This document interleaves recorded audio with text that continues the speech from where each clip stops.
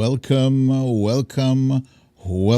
to another special episode of Storytime with BDD.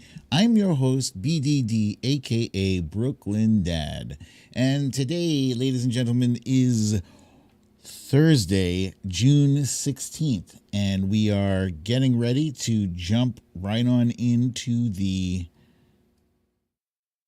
January 6th hearing, the third day 3, which is going to be focused on Mike Pence and how he was this close to getting the gallows by some enraged Trump supporters. It's an unsightly scene.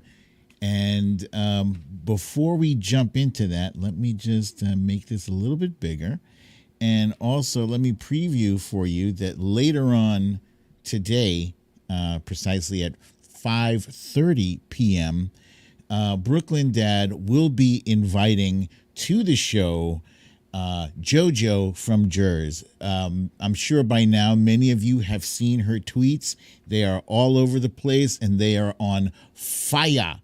They are spitting fire. Anyway, she was originally supposed to be on the show yesterday, but unfortunately her son was ill, and as such she was unable to attend the show. Yes, Pete is a boss saying she is hilarious, and I couldn't agree more. She is definitely a character. And speaking of sick child, my whole house, the whole Brooklyn Dad house, has come down with something, and it's not the Rona. We have actually checked. But yeah, both kids, wifey, but Brooklyn Dad so far, so good. I'm doing all right. Doing all right so far. Okay. So yeah, the house is sick. And speaking of the whole house is sick, Dr. Fauci, of all people, that's the last guy you expect to see. That's like hearing Superman say, "Yo, I sprained my ankle the other day." What? No. Yes, Dr. Fauci is experiencing mild symptoms.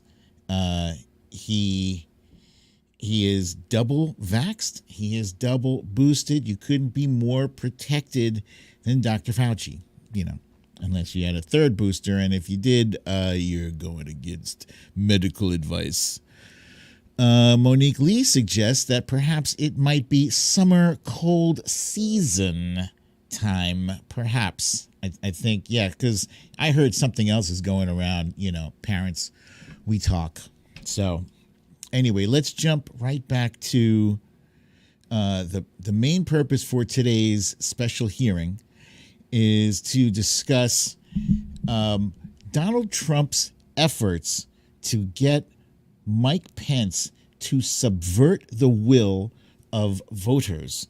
And, this is, everybody talks about, this is unprecedented, that is unprecedented.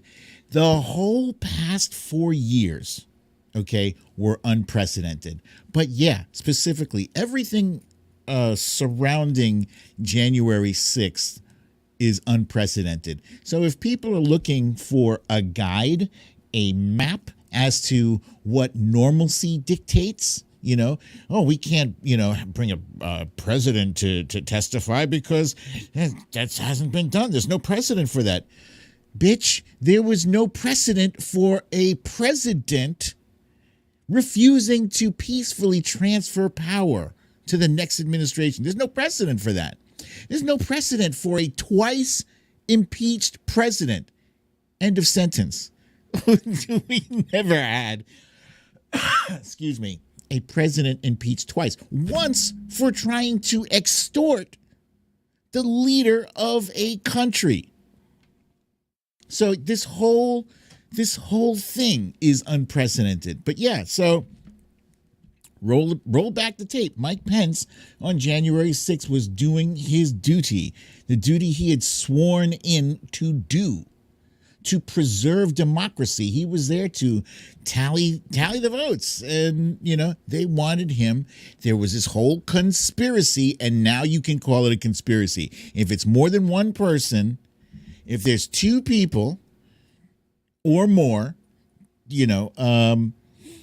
that are working behind the scenes to do some sneaky, shady shit, it is a conspiracy. It's officially a conspiracy. So, Trump was none too pleased with his vice president that Mike Pence, so far, had resisted the pleas of his boss to do the wrong thing and not certify the votes. Mike Pence even called, of all people, Mr. Potato Dan Quayle. He called Dan Quayle for guidance. You're in some untraveled waters if you were calling, of all people, Dan Quayle for advice. But Dan Quayle steered him the right way. He's like, nah, you can't do it. You don't have the power. You don't have the power to do it. And to this day, Trump is still trying to sell some snake oil saying that, oh, yeah, he did have the power. He had the power to do it. He did not. So on January 6th, Mike Pence was that close, as I said, that close to getting the gallows. If you watch that video, the video of him being evacuated from the Capitol in real time, he's not doing a casual Sunday stroll. He is moving with the alacrity, with the urgency that somebody is about to be on your ass. If you were out on the street, at 3:00 in the morning in a bad neighborhood, that's how Mike Pence was walking. He was walking like there were dollar bills and there were $100 bills hanging out of his pockets, and he was walking through a bad neighborhood late at night. That's how fast he was walking. Not messing around. And I'm sure he was unaware, but at the time that he was being evacuated, there was an actual gallows built. You imagine that they actually took the time, that had somebody had to go and get the wood. Maybe they already had the wood, okay? But they had to draw this thing up. Maybe they had already built a gallows, which, why is anyone building these things, No, somebody probably had to look it up on the internet, how to build a gallows. They had to go and buy that rope. Yeah. And that's not even a regular colored rope. It's like orange or red or something. It's not even a regular rope. So they had to go they went and got some special rope for this. Natalie Bierman says, hi, everyone. This is a message being passed on by Monique Lee. But yeah, they went out of their way. And how did they transport this? What did they put this on a flatbed truck? So somebody built this thing, got the special rope, put it on a flatbed truck, and transported it, brought it through. Oh, Diane London, thank you, my friend. Thank you for the kind donation. It's very, very much appreciated. Thank you for that. They had to bring that shit through the streets of Washington, D.C. Did nobody see a gallows just, on the back of this flatbed truck? Did not one cop take note? Cops are busy looking in our vehicles, right, for shit dangling from our rear view mirror, right? That's where that black kid was killed. I want to say his name was Wright, the guy who was shot because he had some shit hanging from his rear view mirror. You can see shit hanging from the rear view mirror of a black man's car, but you don't see a goddamn gallows in the back of somebody's truck. What is up with this? Ooh, Asmila J with the comment. Cop probably built it. I don't doubt this. Let me just remind you guys, around this time, I remember January 6th like as if it were yesterday, and not just because it's spoken of frequently in the news. But I remember that there were reports that police were bringing pallets. You know what a pallet is? It's like that wooden thing where you carry a bunch of shit. Pallets of bricks and stones, bricks mostly, and leaving them in the middle of neighborhoods. This was during the wherever there were riots during the summer of 2020, in relation to George Floyd. Cops were leaving pallets of bricks for people to destroy local businesses and stuff like that. Yeah, that was a common thing. So we like to believe that cops are always on the side of the law, but, cops are just regular people with a uniform. And regular people have prejudices, have racism, and have some nasty shit rattling around up here. So who knows if there were cops in Washington, D.C. who were complicit, who were like, yeah, man, that election was stolen. Who knows? Who knows? They very well could have been. But I'll tell you this. I was no fan of Mike Pence. Never was a fan. And I have friends who live in Indianapolis, in Indiana. They said when Mike Pence was governor, he was horrific. And they specifically cited the AIDS epidemic, right? But all that said and done, as sycophantic and as horrible as Mike Pence was, and he was horrible, he did not deserve, to be hung. He didn't. At the end of the day, he's a guy doing his job, whether it's poorly or well. And, I might add that I never wanted to see anything happen to Donald Trump, anything fatal happening to him. No, I wanted him to see justice behind bars. Always.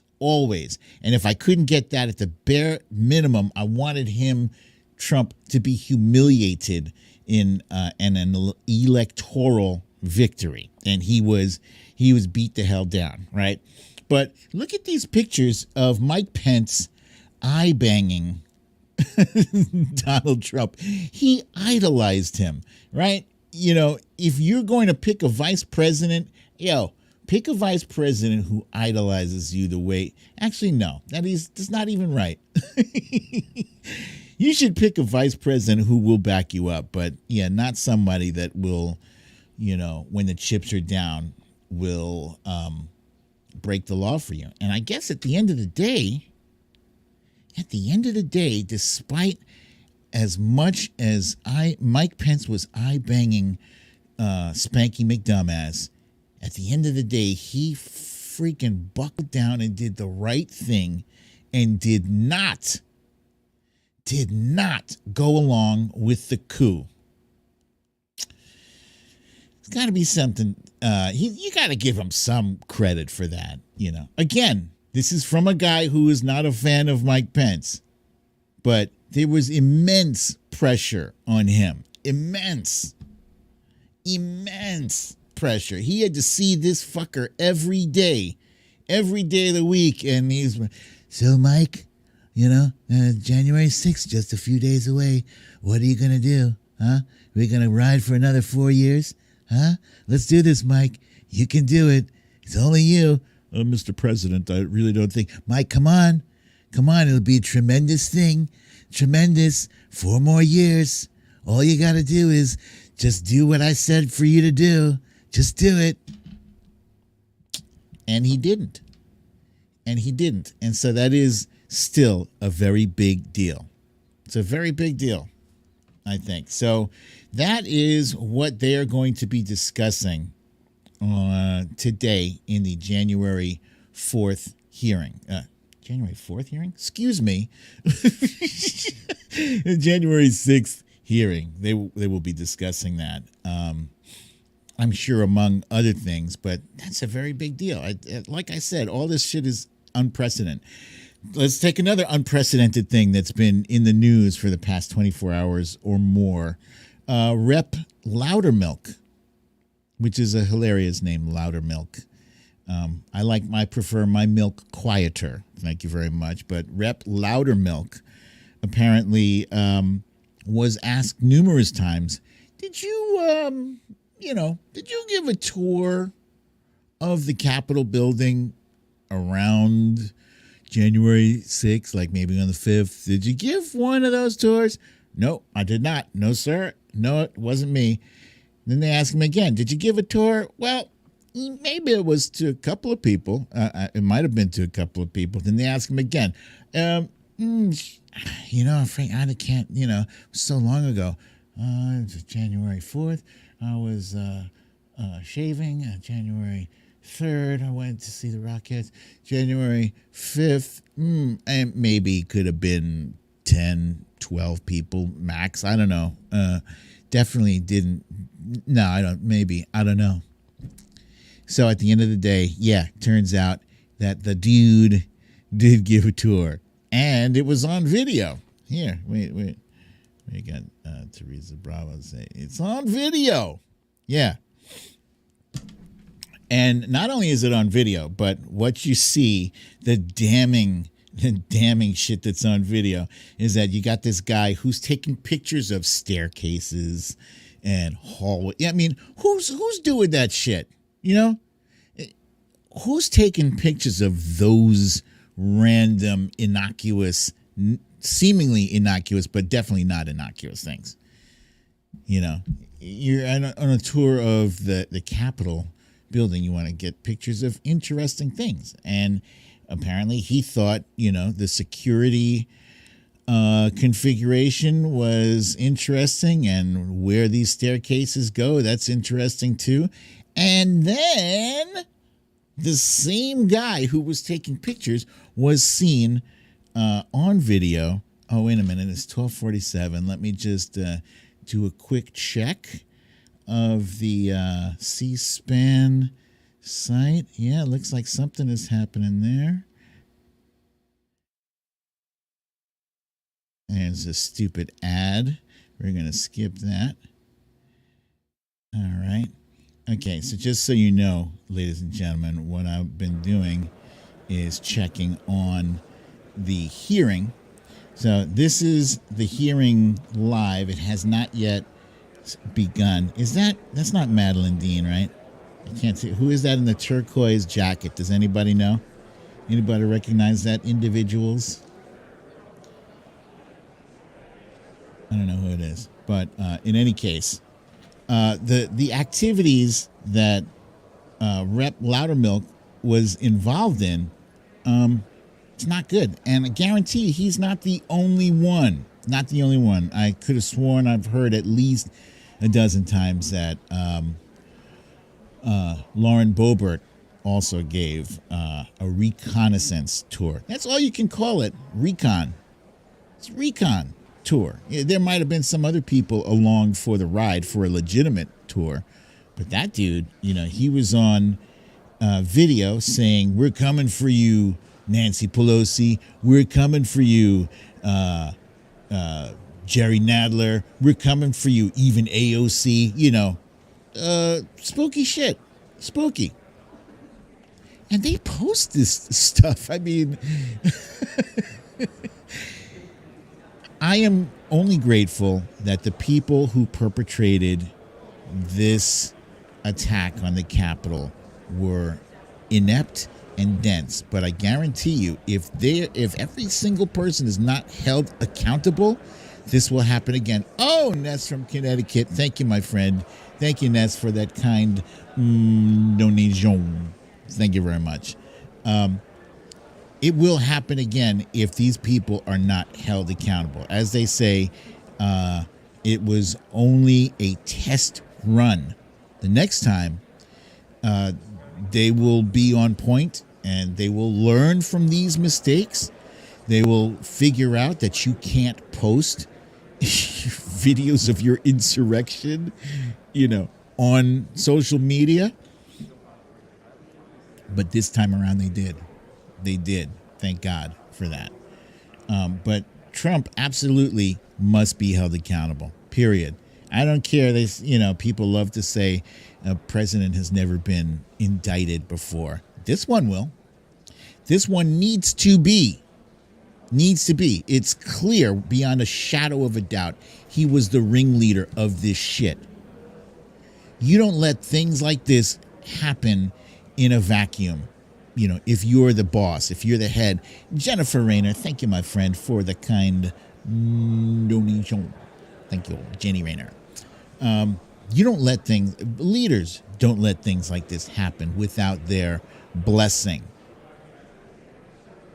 And it's once clear again, we're live on Capitol Hill, had waiting his for blessing. today's January 6th committee hearing to get underway. Members are expected to focus on how former President Trump may have tried to pressure Vice President Pence into not certifying the 2020 presidential election results.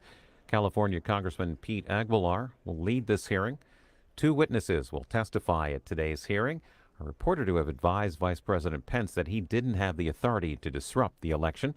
Those witnesses include former Mike Pence attorney Greg Jacob and retired Republican Judge Michael Loudermilk. We are expecting opening statements from committee chair and co-chair Benny Thompson and Liz Cheney. Look at Congressman Ayanna Presley's Aguilar head. expected to outline That's the a case and then serious head right questions there. to the Serious witnesses. head. We want to let you know that the January Sandra 6th from committee Paramount, hearings California. and all Thank you so C-SPAN kindly. programming brought Thank to you you, as a public Sandra service from by the cable Paramount, industry and these television for the companies, kind including Dish donation. Network, Thank you. Comcast, and Charter Communications. And also, don't forget that if you have to leave your TV today, you can continue watching the hearing with C-SPAN Now, our free mobile video app.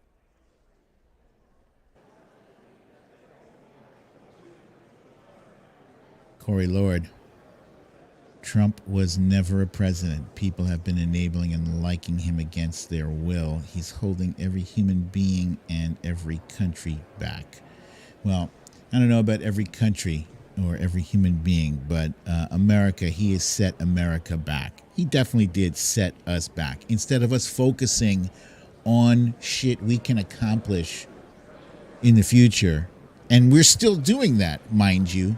Democrats are not letting any moss grow under their feet. They've been steadily passing bills after bill after bill and being blocked by Republicans who have no other go-to move other than to say no and to block progress. But we've been moving forward, but at the same time, we are also dedicating a not insignificant amount of resources towards dissecting what transpired on January 6th to ensure that our republic does not suffer the same kind of attack again in the future. So, let's see. I'm seeing some comments here.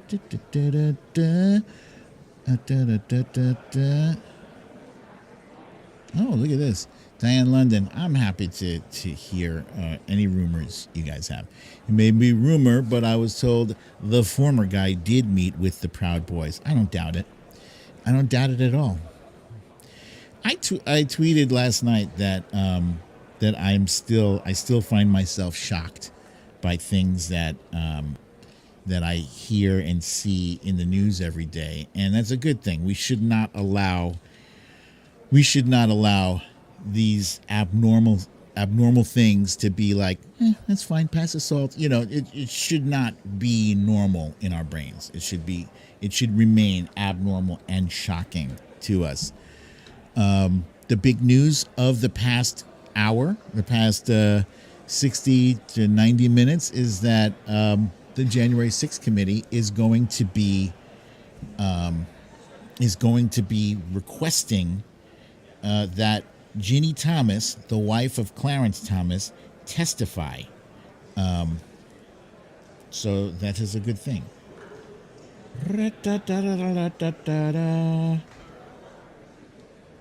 And let's see, we got 12:55. That's good. So requesting that she testify is not the same thing as demanding that she testify. So I guess, you know, this this Congress, they're still operating as though we are in normal, precedented times. They're not operating as though we are in abnormal, unprecedented times. In abnormal, unprecedented times, you do some abnormal, unprecedented shit. Like you bypass the polite, would you please come and testify for us? You bypass that shit and you go straight to, you must come to testify. She had all this communication with John Eastman. You know, she's had all this communication with 29 legislators in Arizona. Psh, this at this point, there is no more optional. No. There's no optional. Could you please come and testify with? No. Subpoena her ass. Sidestep that, because you're just letting them run out the clock with normal, precedented shit. We're running out of time. If, God forbid, Republicans win back the House and the Senate, all these investigations will go away. They will all go away. Poof. As if they had never happened. They will bury evidence. They will just destroy it. So I think the clock ticking is, you got to pay attention to it. Teresa Bravo says, I don't even trust the Supreme Court. You're not alone. The Supreme Court has lost a great deal of legitimacy over the past year or two or more. Asmila J says, subpoenas aren't working right now either. Oh, yeah, goddamn. Congressional subpoenas. I would say congressional subpoenas appear to be those things like, nah, I don't feel like it. Where is the enforcement? What's the point in calling it a subpoena if an acceptable response is, try me again next week if I'm feeling better. What is the point of a subpoena that is just optional? Also, some weird stuff from what's that? The woman with Ann Coulter. Ann Coulter was in the news because she came out against Dinesh D'Souza's crackpot conspiracy movie 2,000 Mules, and she basically said, this is a bunch of bullshit. What are you doing? Now, I love to see the right wing fight, and actually I happen to agree with Ann Coulter, and I agree with her without even having seen the movie. I know I don't need to see the movie. I don't need to see it.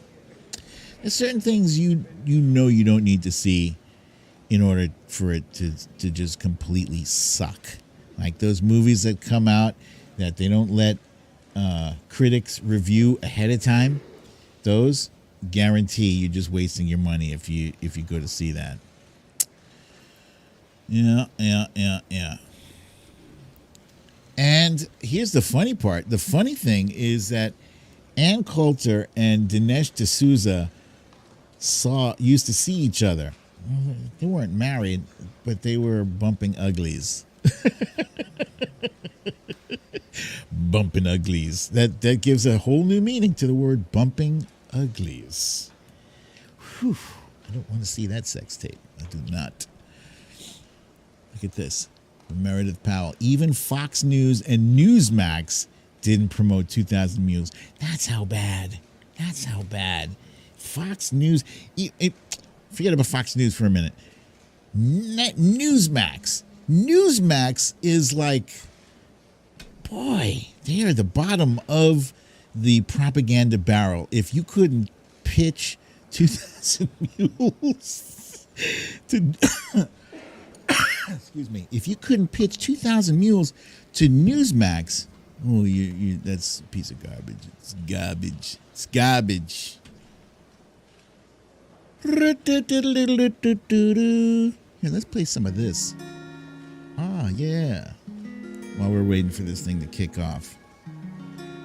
This is my new chill out music. Looks like I've put this on way too late because this thing is literally about to get started. Let's see, do you recognize anybody in the scene there? Thank you, Valerie G. Thank you for that. Everyone is seated.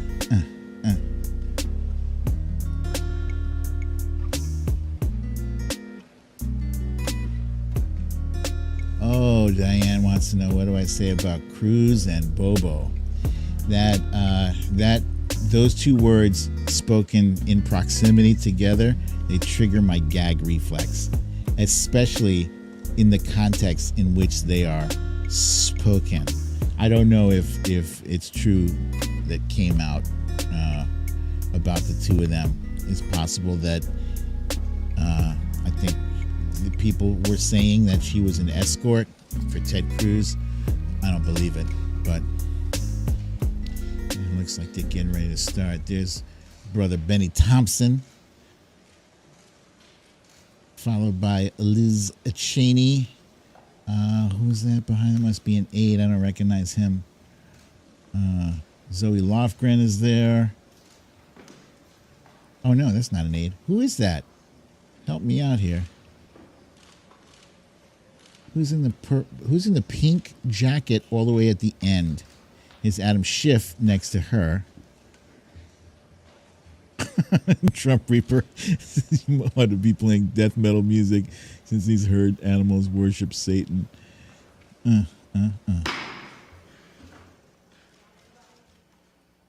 Okay. It has begun. The Select Committee to investigate the January 6th attack on the United States Capitol will be in order. Without objection, the chair is authorized to declare the committee in recess at any point. Pursuant to House Deposition Authority Regulation 10, the chair announces the committee's approval to release the deposition material represented during today's hearing. Good afternoon. This is almost no idea more un-American than the notion that any one person could choose the American president. No idea more un-American.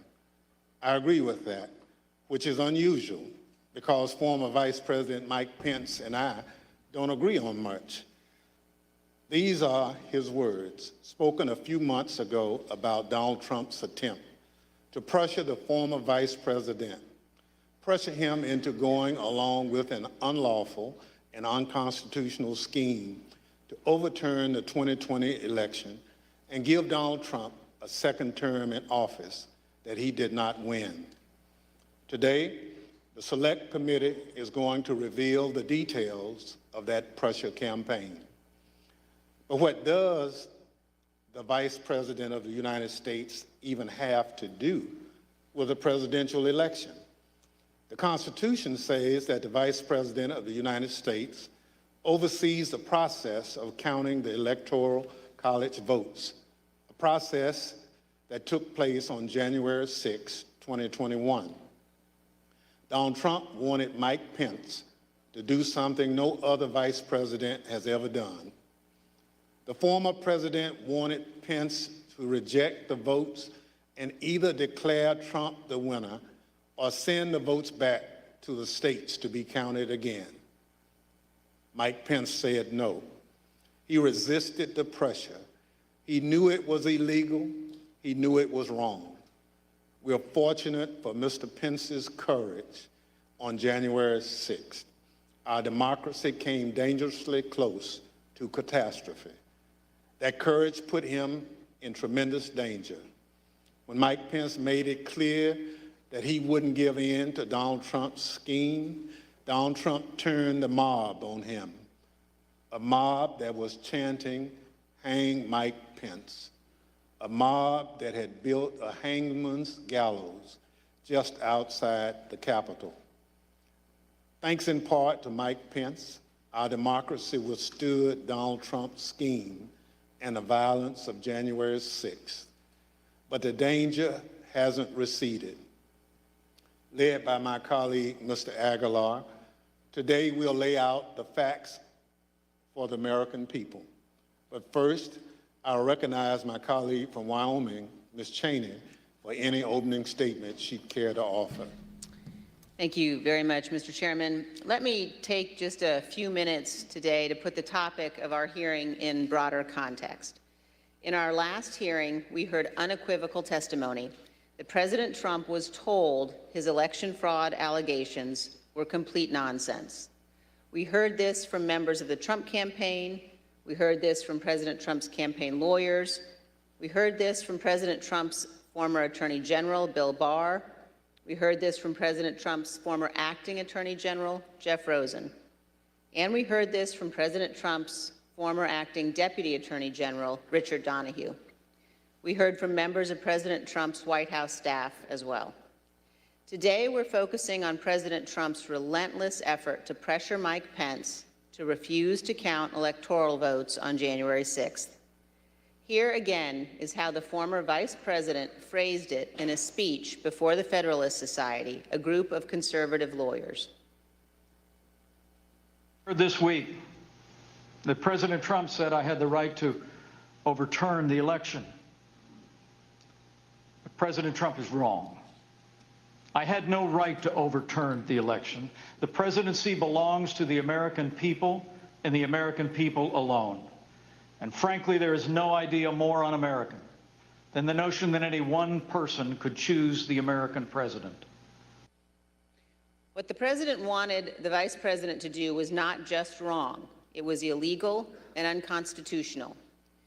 We will hear many details in today's hearing, but please consider these 2 points. First, President Trump was told repeatedly that Mike Pence lacked the constitutional and legal authority to do what President Trump was demanding he do. This is testimony from Mark Short, the Vice President's Chief of Staff, who served in the Trump administration in multiple positions over 4 years. But just to pick up on that, Mr. Short, was it your impression that the Vice President had directly conveyed his position on these issues to the President, not just to the world through a Dear Colleague letter, but directly to President Trump? Many times.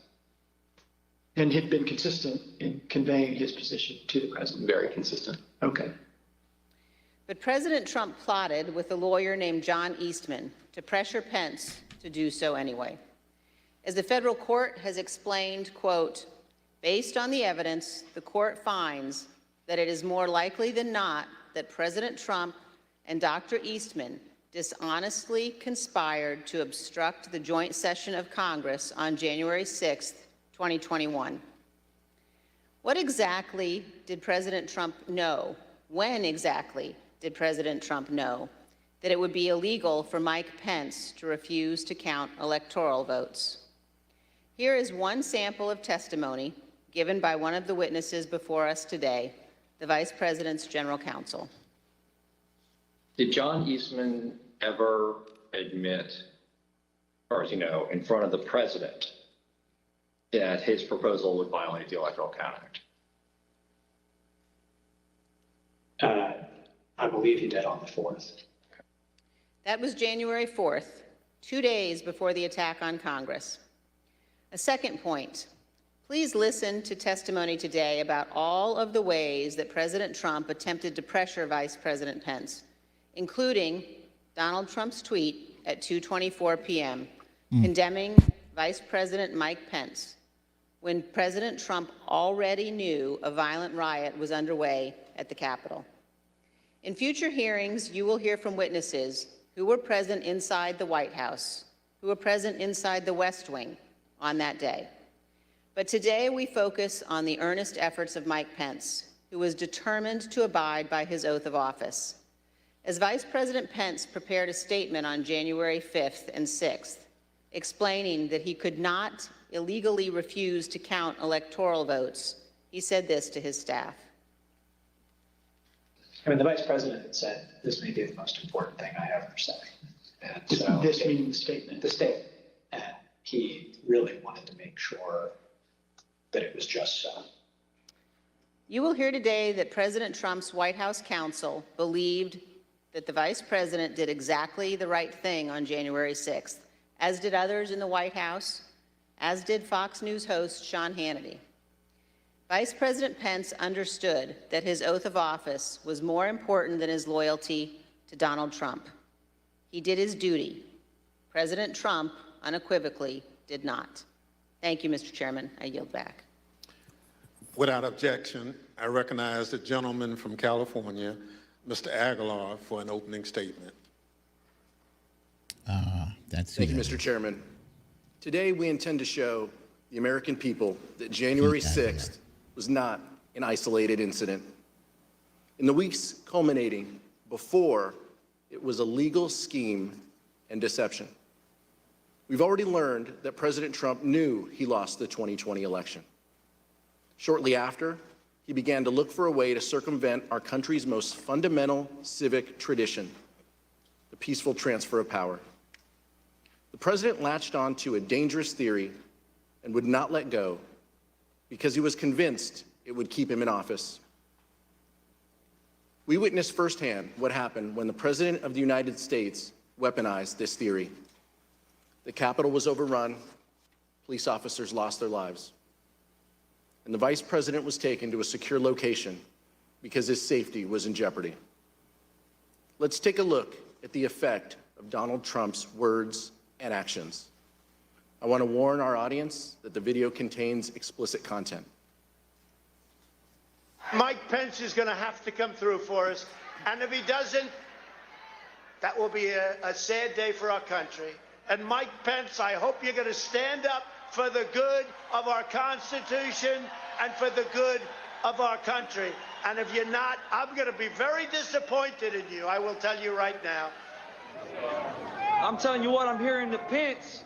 I'm hearing the Pence just caved. No. Is that true? I didn't I'm hearing reports that Pence caved.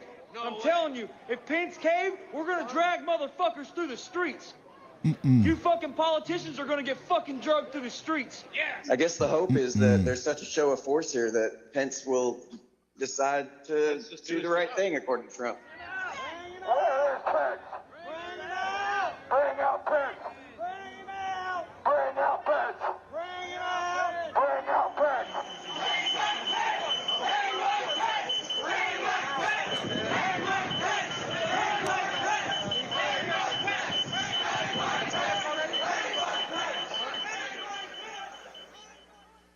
How did we get to this point? How did we get to the point where President Trump's most radical supporters led a violent attack on the Capitol and threatened to hang President Trump's own vice president? You'll hear from witnesses that Donald Trump pressured Mike Pence to adopt a legally and morally bankrupt idea that the vice president could choose who the next president can be. You'll hear about how the vice president, the White House counsel, and others told Donald Trump that the vice president had no such authority. But President Trump would not listen. You'll hear how Vice President Pence withstood an onslaught of pressure from President Trump, both publicly and privately, a pressure campaign that built to a fever pitch with a heated phone call on January 6th. You'll also hear that the president knew there was a violent mob at the Capitol when he tweeted at 2:24 p.m. that the vice president did not have the, quote, courage to do what needed to be done. Let me be clear. Vice President Pence did the right thing that day. He stayed true to his oath to protect and defend the Constitution. I look forward to hearing from our witnesses this afternoon. Mr. Chairman, I yield back. Thank you, Mr. Aguilar. We're honored to have two distinguished witnesses who advised Vice President regarding his role on January 6th. Judge J. Michael Loudermilk is one of the leading conservative legal thinkers in the country. He served in administrations of President Ronald Reagan and George H.W. Bush. He was appointed by the latter to serve on the U.S. Court of Appeals for the Fourth Circuit, where he served from 1991 to 2006. He provided critical advice for Vice President Pence regarding the role of the Vice President in the joint session of Congress shortly before that fateful moment. He's written that the Vice President does not have the power to select the next President of the United States. He's also written that contrary theory espoused by one of his own former law clerks was, quote, incorrect at every turn. We're also joined today by one of the people who was with Vice President Pence on January 6th. Greg Jacob was counsel to Vice President Pence. He conducted a thorough analysis of the role of the Vice President in the joint session of Congress under the Constitution, the Electoral Count Act, and 230 years of historical practice. But he also has firsthand information about the attack on the Capitol because he lived through it. He was with the Vice President and his own life was in danger. I will now swear in our witnesses. The witnesses will please stand and raise their right hand. Do you swear or affirm under penalty of perjury that the testimony you're about to give is the truth, the whole truth, and nothing but the truth? So help you God. Thank you. You may be seated. Let the record reflect the witnesses answered in the affirmative. I now recognize myself for questions. In the United States, the people choose our representatives, including the highest official in the land, the President of the United States. The American people did this on November 3rd, 2020. But President Trump did not like the outcome. He did everything he could to change the result of the election. He tried litigation, 62 cases, in fact, and that failed. He tried to pressure state legislatures to reverse the results of the election in their states, but they refused. He tried to enlist the Department of Justice in his efforts to overturn election results, but officials leading the department refused to comply. So eventually, he latched on to a completely nonsensical and anti-democratic theory that one man, his own vice president, could determine the outcome of the election. He wanted the vice president to unilaterally select the president.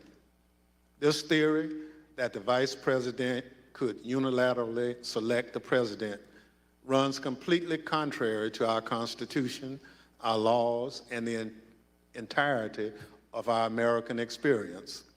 But that didn't matter to President Trump. I would now like to explore how President Trump came to latch on to this ridiculous legal theory that the vice president can select the president of the United States. Mr. Jacob, how did this theory first come to your attention? I love that he used the word ridiculous.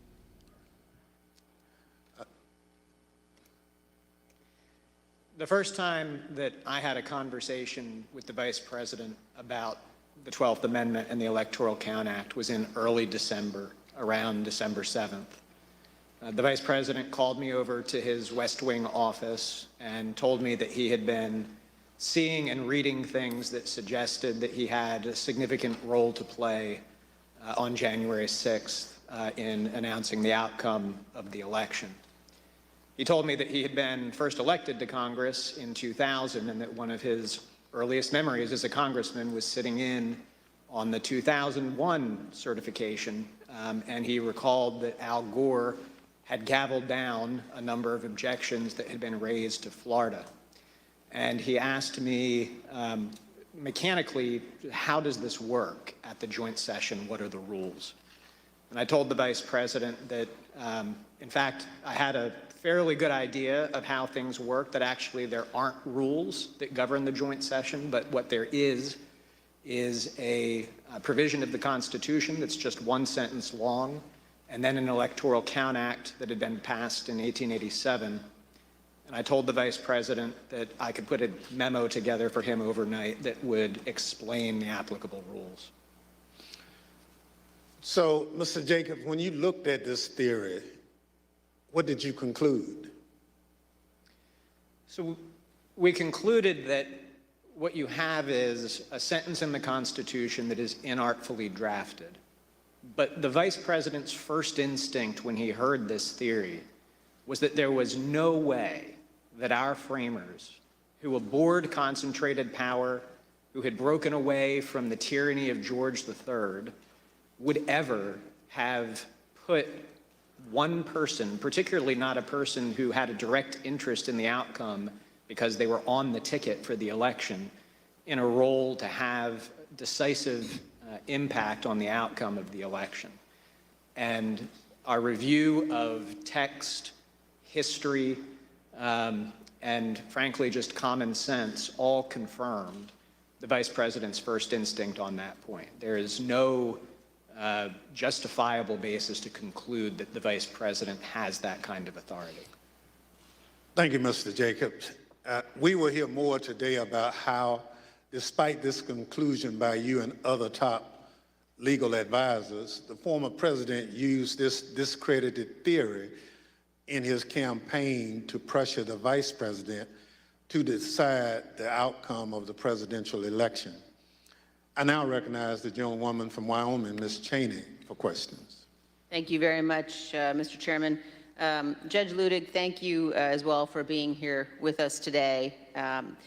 You issued a very important statement earlier today, which I urge all Americans to read. And I'd like to ask you, Judge, about one of the sentences in your statement and ask if you could explain to us the significance of it. You say, had the Vice President of the United States obeyed the President of the United States, America would immediately have been plunged into what would have been tantamount to a revolution within a paralyzing constitutional crisis. Could you elaborate on that for us, Judge?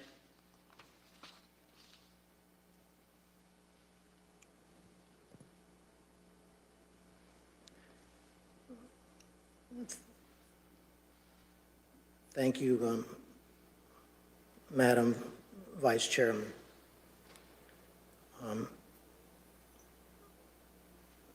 That passage in my statement this morning referenced the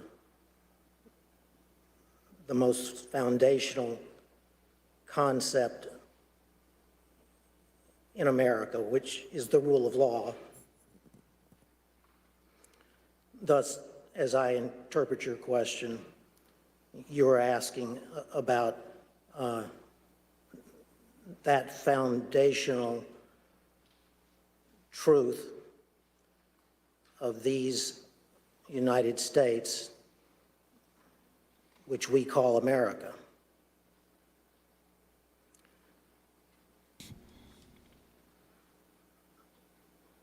The foundational truth is the rule of law.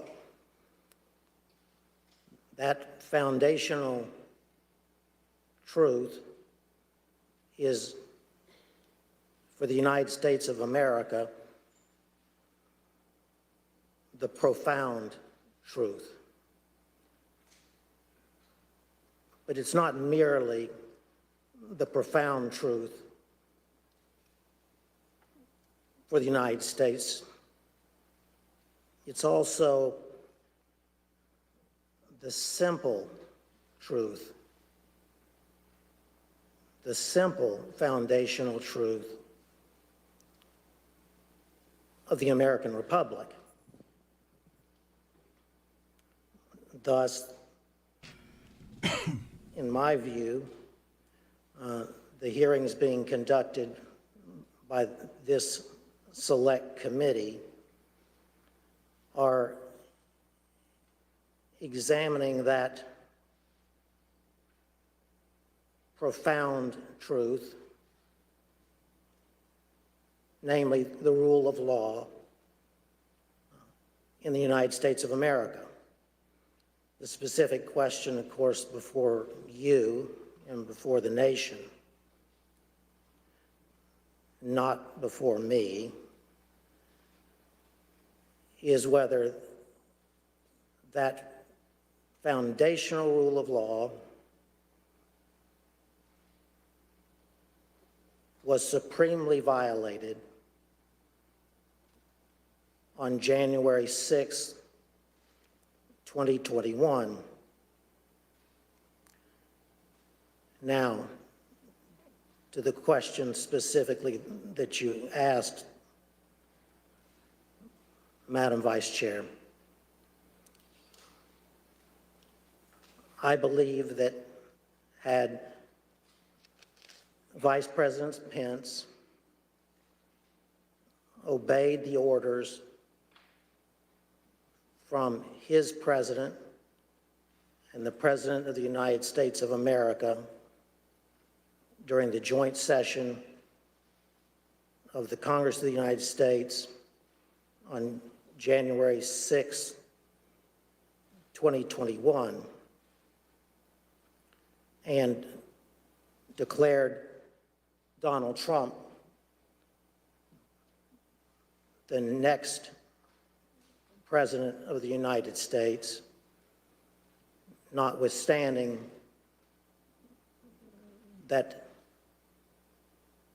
then President Trump had lost the Electoral College vote as well as the popular vote in the 2020 presidential election.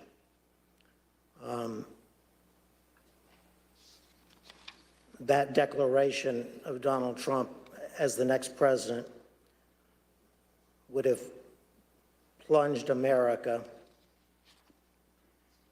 into what I believe would have been tantamount to a revolution within a constitutional crisis in America, which in my view, and I'm only one man, would have been the first constitutional crisis since the founding of the Republic.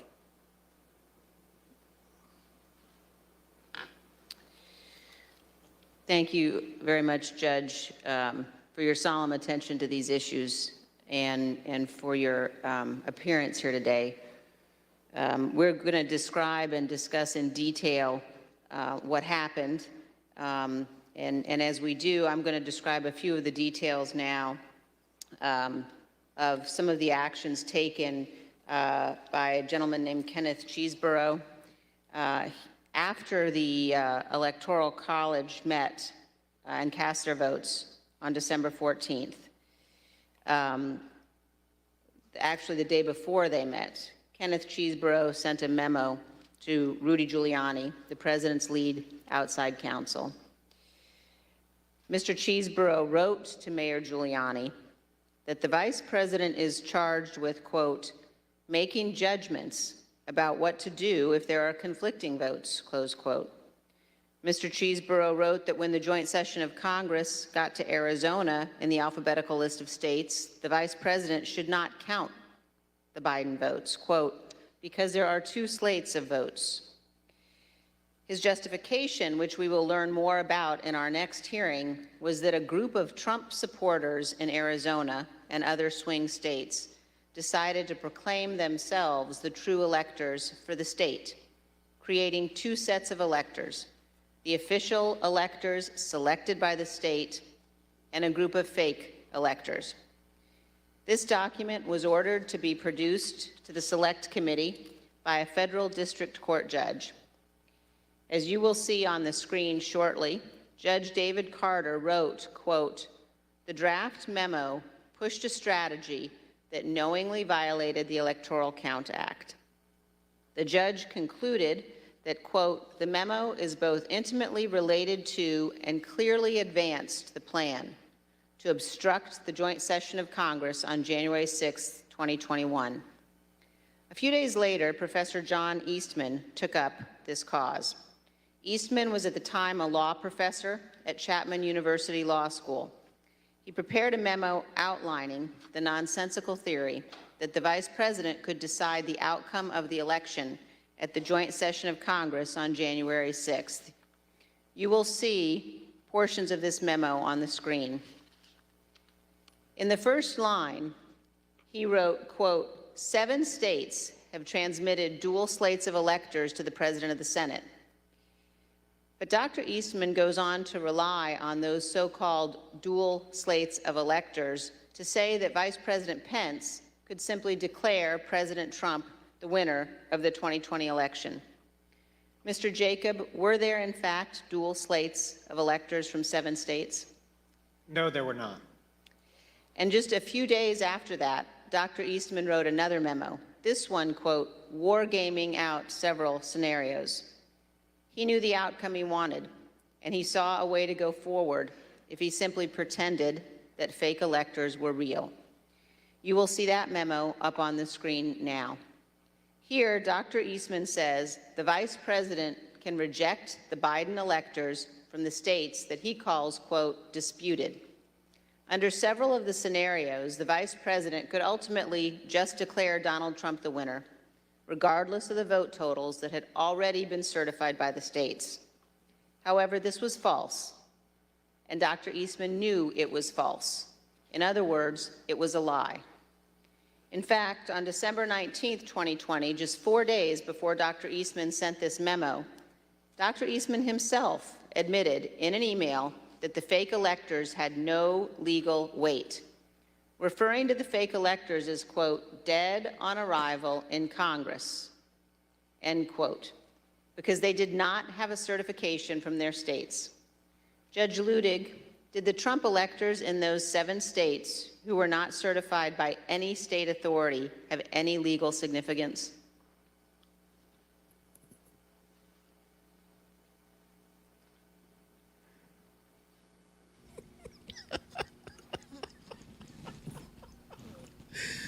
Congresswoman, there was no support whatsoever in either the Constitution of the United States nor the laws of the United States for the Vice President, frankly, ever to count alternative electoral slates from the states that had not been officially certified by the designated state official in the Electoral Count Act of 1887. I did notice in the passage from Mr. Eastman's memorandum, and I took a note on it, and correct me if I'm wrong, but he said in that passage that there was both legal authority as well as historical precedent. I do know what Mr. Eastman was referring to when he said that there was historical precedent for doing so. He was incorrect. There was no historical precedent from the beginning of the founding in 1789 that even as mere historical precedent, as distinguished from legal precedent, would support the possibility of the Vice President of the United States quote, counting alternative electoral slates that had not been officially certified to the Congress pursuant to the Electoral Count Act of 1887. I would be glad to explain that historical precedent if the committee wanted, but it would be a digression. Thank you very much, Judge. I know my colleagues will be pursuing that issue in more depth, and now I'd like to yield back, Mr. Chairman. Thank you very much. Pursuant to Section 5C8 of House Resolution 503, the chair recognizes the gentleman from California, Mr. Aguilar, and staff counsel, Mr. John Wood, for questioning. Thank you, Mr. Chairman. We're fortunate to have a bipartisan staff. Senior Investigative Counsel John Wood previously served as United States Attorney in Missouri under President George W. Bush. He and I will share today's lines of questioning. Mr. Wood. Thank you, Mr. Aguilar. Judge Ludig, I had the incredible honor of serving as one of your law clerks. Another person who did was John Eastman. And you have written that Dr. Eastman's theory that the vice president could determine who the next president of the United States is, in your words, incorrect at every turn. Could you please explain briefly your analysis?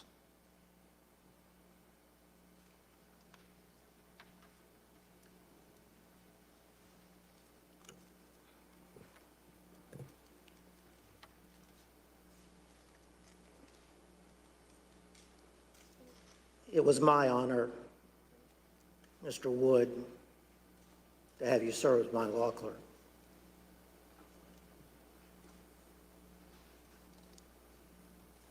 I could answer that question perfectly if I had at my disposal either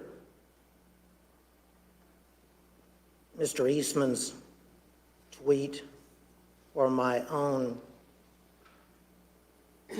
analytical tweet of September 21st, but I don't. But that said, let me try to remember the analysis of Mr. Eastman's analysis. And Judge, I can read to you and to the audience, I think what was a really key passage from your very insightful analysis when you wrote, I believed that Professor Eastman was incorrect at every turn of the analysis in his January 2nd memorandum, beginning with his claim that there were legitimate competing slates of electors presented from 7 states, and you've already addressed that issue. But your next sentence said, continuing to his conclusion that the vice president could unilaterally decide not to count the votes from the 7 states from which competing slates were allegedly presented. So what was your basis for concluding that Dr. Eastman was incorrect in his conclusion that the vice president could unilaterally decide not to count the votes from these disputed states? I understand. As I previously stated in response to Congresswoman Cheney, there was no basis in the Constitution or laws of the United States at all for the theory espoused by Mr. Eastman.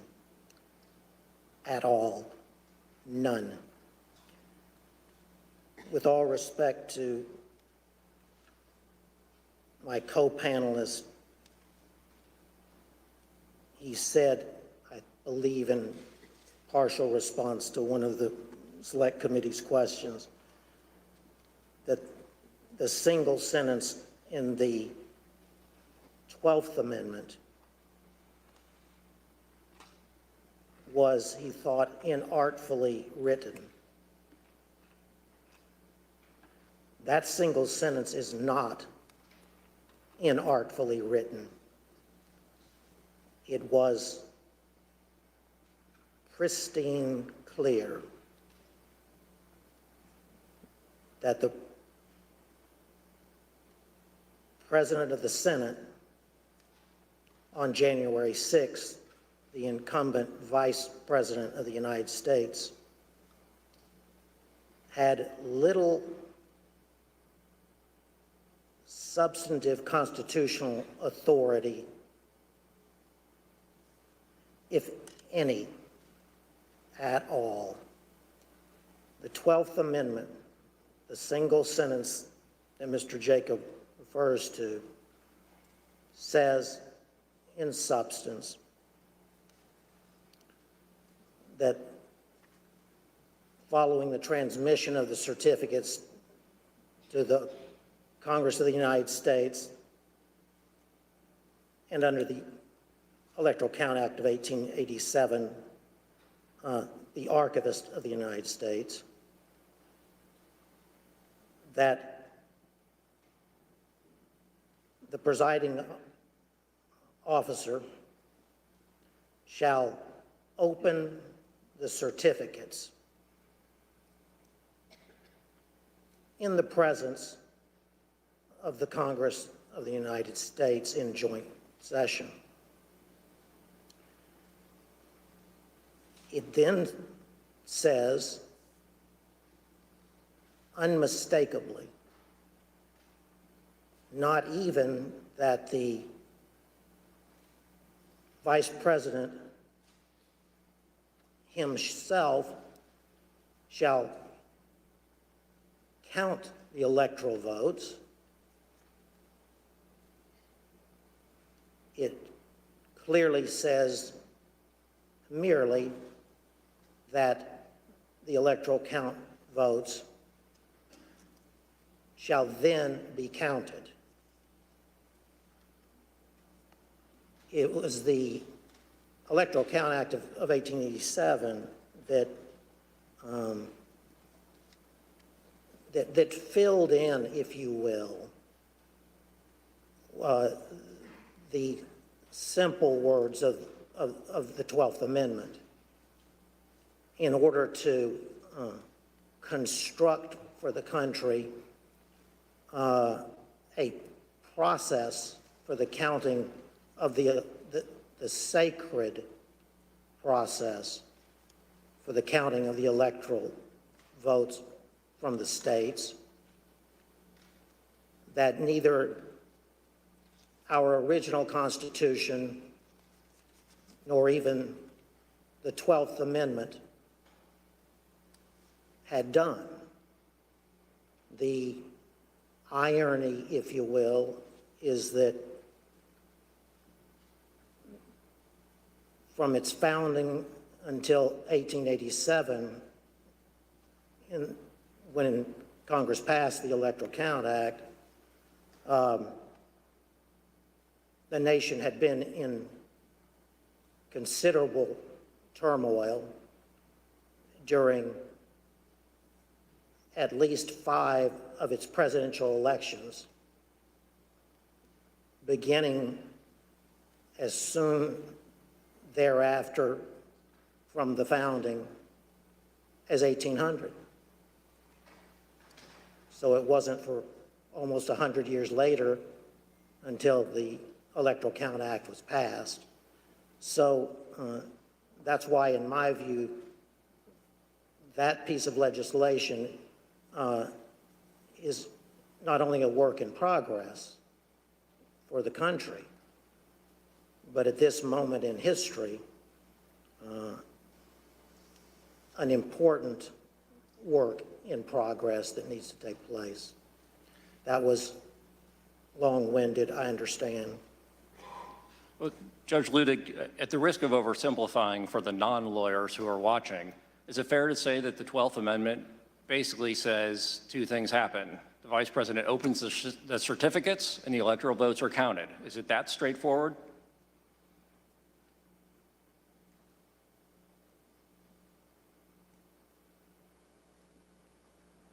I would not want that to be my testimony before the Congress of the United States. The language of the 12th Amendment is that simple. Thank you, Judge. Mr. Jacob, I have a question for you. I believe during your deposition before this committee, you said something to the effect of you'd read every word written about the 12th Amendment, the Electoral Count Act, and historical practice. I know in response to the chairman's earlier question, you gave your bottom line conclusion, but can you tell us a little bit about the process that you and your colleagues went through of researching this issue and what conclusion you came to after your thorough research? So you, as a lawyer who's analyzing a constitutional provision, you start with the constitutional text, you go to structure, you go to history. So we started with the text. We did not think that the text was quite as unambiguous as Judge Ludig indicated.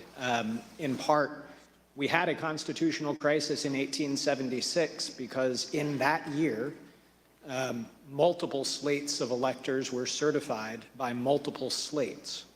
And when it came time to count those votes, the antecedent question of which ones had to be answered. That required the appointment of an independent commission. That commission had to resolve that question, and the purpose of the Electoral Count Act of 1887 had been to resolve those latent ambiguities. Now, I'm in complete agreement with Judge Ludig. It is unambiguous that the vice president does not have the authority to reject electors. There is no suggestion of any kind that it does. There is no mention of rejecting or objecting to electors anywhere in the 12th Amendment. And so the notion that the vice president could do that certainly is not in the text. But the problem that we had and that John Eastman raised in our discussions was we had all seen that in Congress in 2000, in 2004, in 2016, there had been objections raised to various states. And those had even been debated in 2004. And so here you have an amendment that says nothing about objecting or rejecting, and yet we did have some recent practice of that happening within the terms of the Electoral Count Act. So we started with that text. And I recall in my discussion with the vice president, he said, I can't wait to go to heaven and meet the framers and tell them the work that you did in putting together our Constitution is a work of genius. Thank you. It was divinely inspired. There is one sentence that I would like to talk to you a little bit about. So then we went to structure. And again, the vice president's first instinct here is so decisive on this question. There's just no way that the framers of the Constitution, who divided power and authority, who separated it out, who had broken away from George III and declared him to be a tyrant, there was no way that they would have put in the hands of one person the authority to determine who was going to be president of the United States. And then we went to history. We examined every single electoral vote count that had happened in Congress since the beginning of the country. We examined the Electoral Count Act. We examined practice under the Electoral Count Act. And critically, no vice president in 230 years of history had ever claimed to have that kind of authority, hadn't claimed authority to reject electoral votes, had not claimed authority to return electoral votes back to the states. In the entire history of the United States, not once had a joint session ever returned electoral votes back to the states to be counted. And in the crisis of 1876, Justice Bradley of the United States Supreme Court, who supplied the decisive final vote on that commission, had specifically looked at that question and said, first, the vice president clearly doesn't have authority to decide anything, and by the way, also does not have authority to conduct an investigation by sending things back out for a public look at things. So the history was absolutely decisive, and again, part of my discussion with Mr. Eastman was, if you were right, don't you think Al Gore might have liked to have known in 2000 that he had authority to just declare himself president of the United States? Did you think that the Democrat lawyers just didn't think of this very obvious quirk that he could use to do that? And of course, he acknowledged Al Gore did not and should not have had that authority at that point in time. But so text, structure, history, I think what we had was some ambiguous text that common sense and structure would tell you the answer cannot possibly be that the vice president has that authority. As the committee already played the vice president's remarks, there is almost no idea more un-American than the notion that any one person would choose the American president, and then unbroken historical practice for 230 years that the vice president did not have such an authority. Thank you. I reserve the remainder of my time. Mr. Jacob, you weren't the only one who knew that the legal theory was wrong, though. Here's what various advisors to the president thought about that theory. You've been clear repeatedly with Mr. Meadows about you and the vice president having a different view about his authority on January 6th. I believe I had. Did Mr. Meadows ever explicitly or tacitly agree with you or say, yeah, that makes sense, or okay?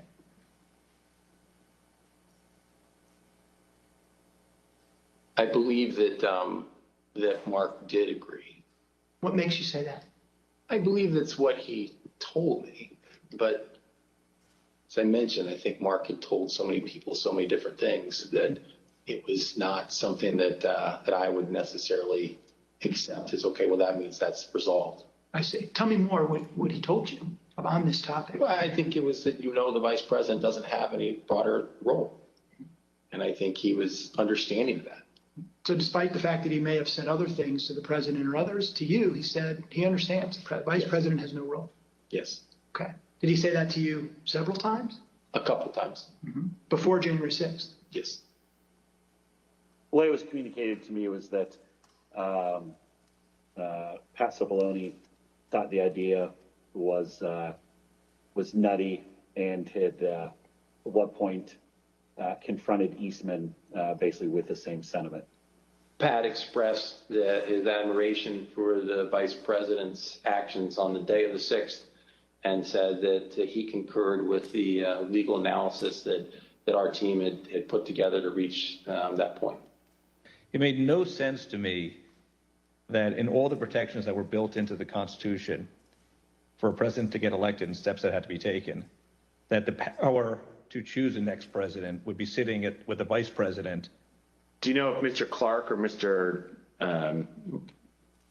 Morgan, is it Morgan, thought about that, Mr. Eastman's advice? Yeah, they thought he was crazy.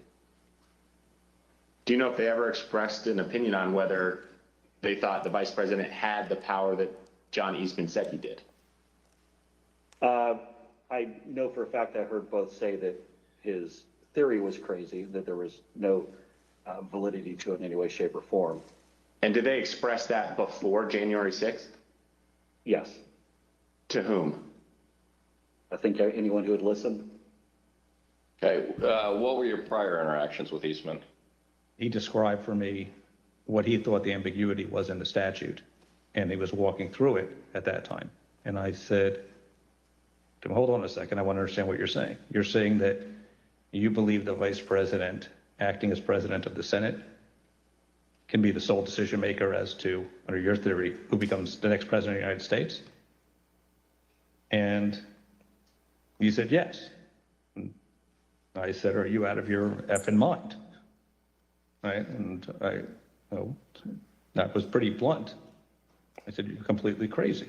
I said, you're going to turn around and tell 78 plus million people in this country that your theory is this is how you're going to invalidate their votes because you think the election was stolen? And I said, they're not going to tolerate that. I said, you're going to cause riots in the streets. And he said, words to the effect of there's been violence in the history of our country, Eric, to protect the democracy or protect the republic.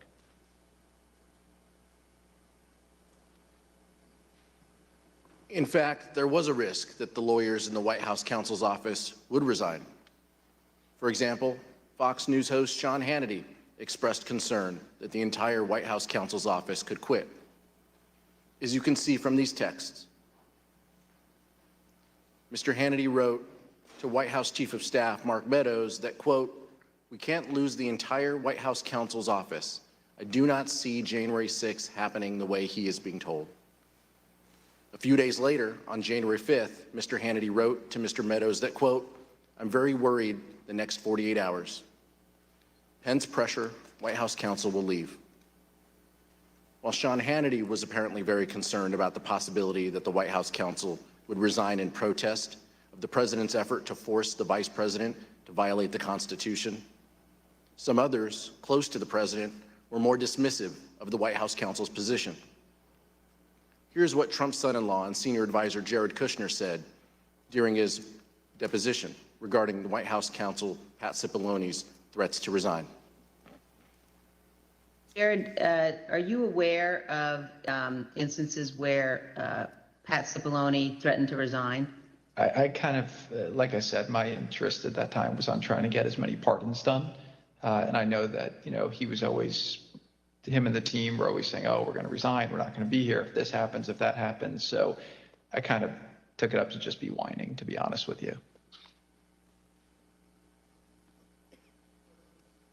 The president's own lead outside counsel, Rudy Giuliani, also seemed to concede that the vice president did not have the authority to decide the outcome of the election or send it back to the states. Here's what White House attorney Eric Hirschman said about his call with Mayor Giuliani on the morning of the 6th. The morning of January 6th, I think he called me out of the blue, right? And I was like getting dressed. And we had an intellectual discussion about Eastman's, I don't know if it's Eastman's theory per se, but the VP's role.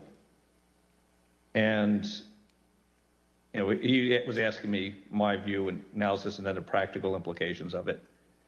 And when we finished, he said, like, I believe that, you're probably right. I think he thought, when we're done, that it would be something he'd have to consider if he was sitting on the bench. But he'd probably come down in that, you couldn't interpret it or sustain the argument long term. Of course, the fact that Mayor Giuliani seemed to admit that the theory was wrong did not stop him from going before the crowd just a few hours later on January 6th and saying the exact opposite. Here's Mayor Giuliani's speech at the Ellipse rally on January 6th. We're here just very briefly to make a very important 2 points. Number one, every single thing that has been outlined as the plan for today is perfectly legal. I have Professor Eastman here with me to say a few words about that. He's one of the preeminent constitutional scholars in the United States. It is perfectly appropriate, given the questionable constitutionality of the Election Counting Act of 1887, that the vice president can cast it aside and he can do what a president called Jefferson did when he was vice president. He can decide on the validity of these crooked ballots, or he can send it back to the legislatures, give them 5 to 10 days to finally finish the work. And here's what Dr. Eastman said in his speech at the Ellipse on January 6th. And all we are demanding of Vice President Pence is this afternoon at 1 o'clock, he let the legislatures of the state look into this so we get to the bottom of it and the American people know whether we have control of the direction of our government or not.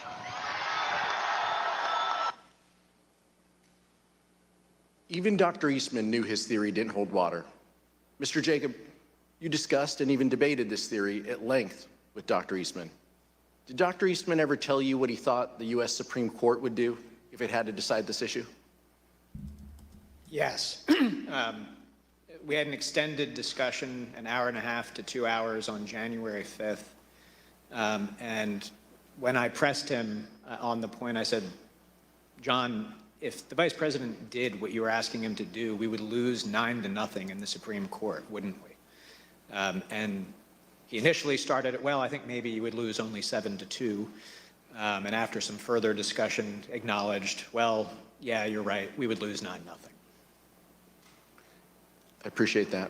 In our investigation, the Select Committee has obtained evidence suggesting that Dr. Eastman never really believed his own theory. Let me explain. On the screen, you can see a draft letter to the president from October 2020. In this letter, an idea was proposed that the vice president could determine which electors to count at the joint session of Congress. But the person writing in blue eviscerates that argument.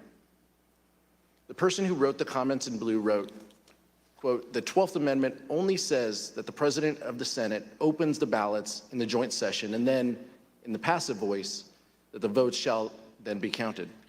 The comments in blue further state, "Nowhere does it suggest that the President of the Senate gets to make the determination on his own."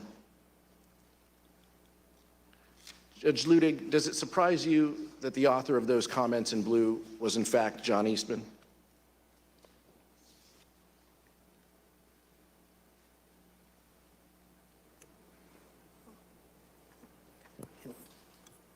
Yes, it does, Congressman.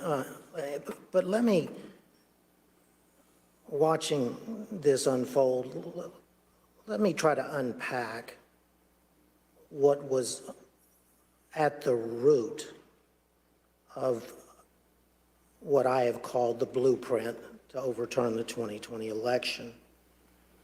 And it is this, and I had foreshadowed this answer in my earlier testimony to Congresswoman Cheney. Mr. Eastman, from the beginning, said to the president that there was both legal as well as historical precedent for the vice president to overturn the election. And what we've heard today, I believe, is what happened within the White House and elsewhere as all the players led by Mr. Eastman got wrapped around the axle by the historical evidence claim by Mr. Eastman. Let me explain very simply. This is what I said would require a digression that I would be glad to undertake if you wished. In short, if I had been advising the Vice President of the United States on January 6th, and even if then Vice President Jefferson and even then Vice President John Adams and even then Vice President Richard Nixon had done exactly what the President of the United States wanted his Vice President to do.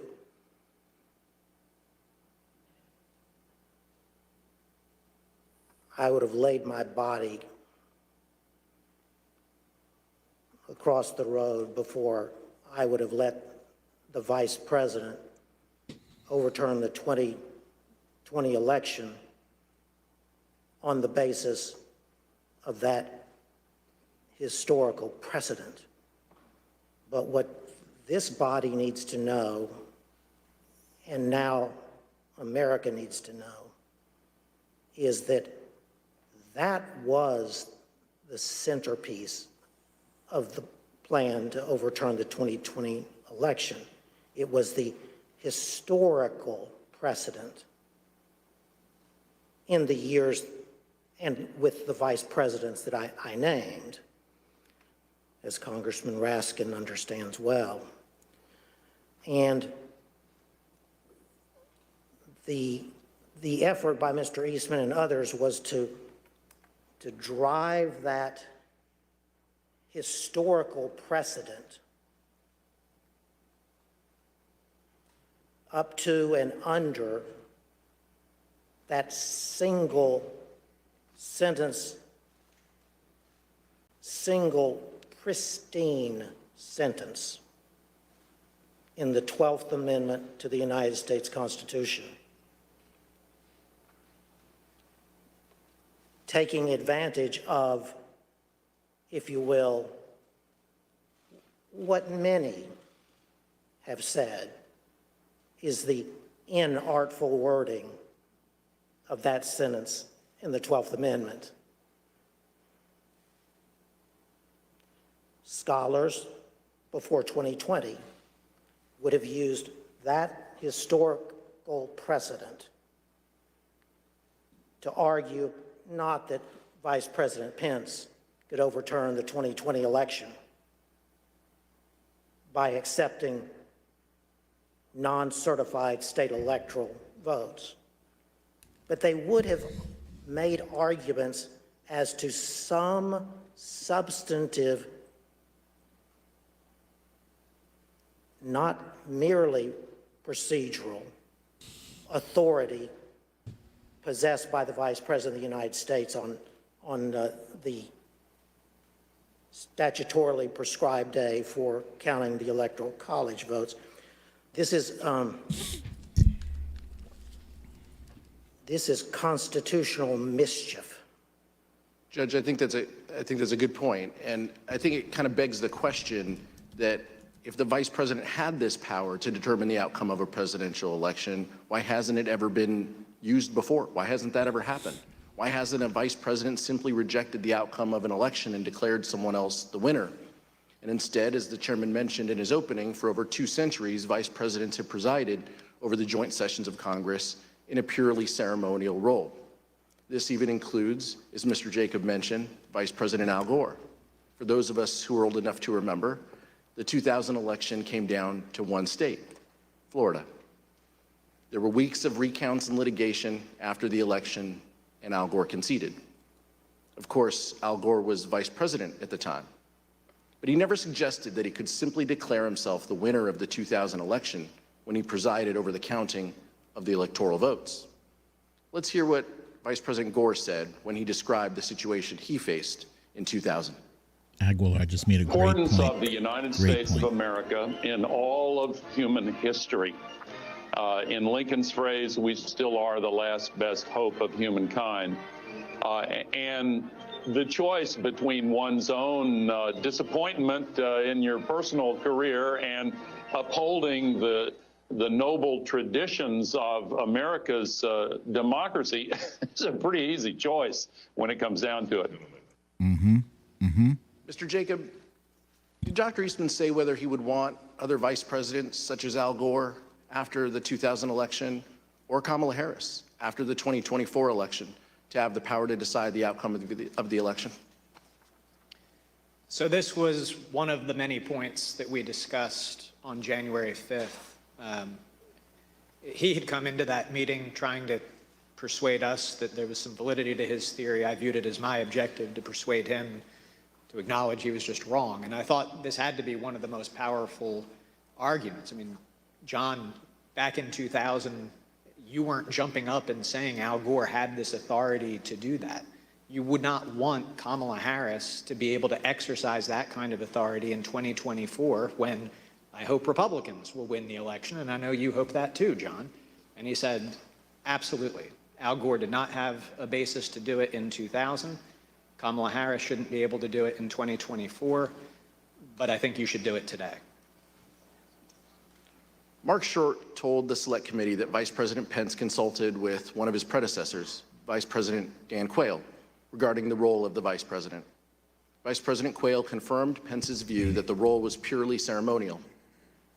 Mr. Short also told the committee that he, Mr. Short, received a call from former House Speaker Paul Ryan. Here is Mr. Short's description of his conversation with Speaker Ryan. Speaker Ryan wanted to call and say, you know, you don't have any greater authority. And I said to him, Mr. Speaker, you know, Mike, you know he doesn't, you know he recognizes that. And we sort of laughed about it, and he said, I get it. And he later spoke to the Vice President, too, to, I think, have the same conversation. Fortunately for the fate of our republic, Vice President Pence refused to go along with President Trump's demands that he determine the outcome of the presidential election. Mr. Jacob, what was the Vice President's reaction when you discussed with him the theory that the Vice President could decide the outcome of the election?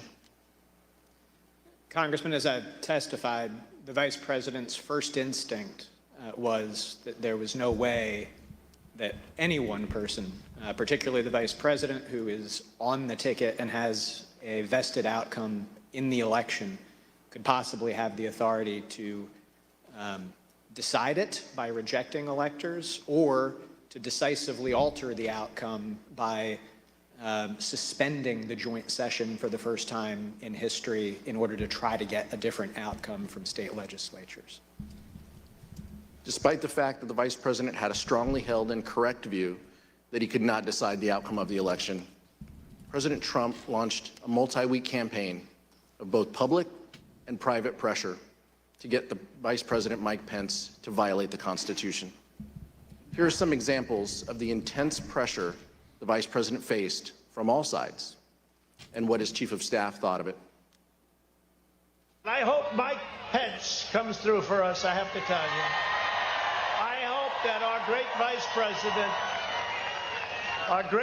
President comes through for us. He's a great guy. Of course, if he doesn't come through, I won't like him quite as much.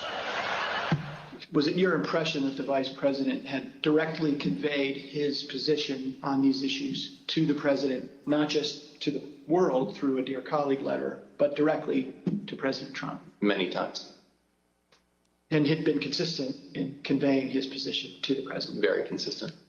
I am aware of the fact that the President was upset with the way Pence acted. Are we to assume that this is going to be a climactic battle? Well, I think a lot of that depends on the courage and the spine of the individuals involved. That would be a nice way to say a guy named Vice President Mike Pence? Yes. I think we've been clear as to what the Vice President's role was. I think the Vice President been clear with the President, and I think I've been clear with Mark Meadows. I think the Vice President is going to throw down tomorrow and do the right thing because, Lou, like I said before, this is a time for choosing. People are going to look back at this moment tomorrow and remember where every single one of their elected officials were. Did they vote for the rule of law and getting these elections right, or did they give it away to the Democrats and the people who cheated and stole their way through this election? Definitely in the, when I got back into town, as talk say like the 5th and the 6th, the President was, all the attention was on what Mike would do or what Mike wouldn't do. The Vice President really was not wavering in his commitment to what his responsibility was. And so, yeah, was it painful? Sure. The President's pressure campaign started in December. For example, although the Vice President made his views clearly and unmistakably known to the President and others in the White House, on December 23rd, President Trump retweeted a memo from an individual named Ivan Reichlin entitled Operation Pence Card that called on the Vice President to refuse the Electoral College votes from certain states that had certified Joe Biden as the winner. President Trump started his pressure campaign in December, but he dialed up the pressure as January 6th approached.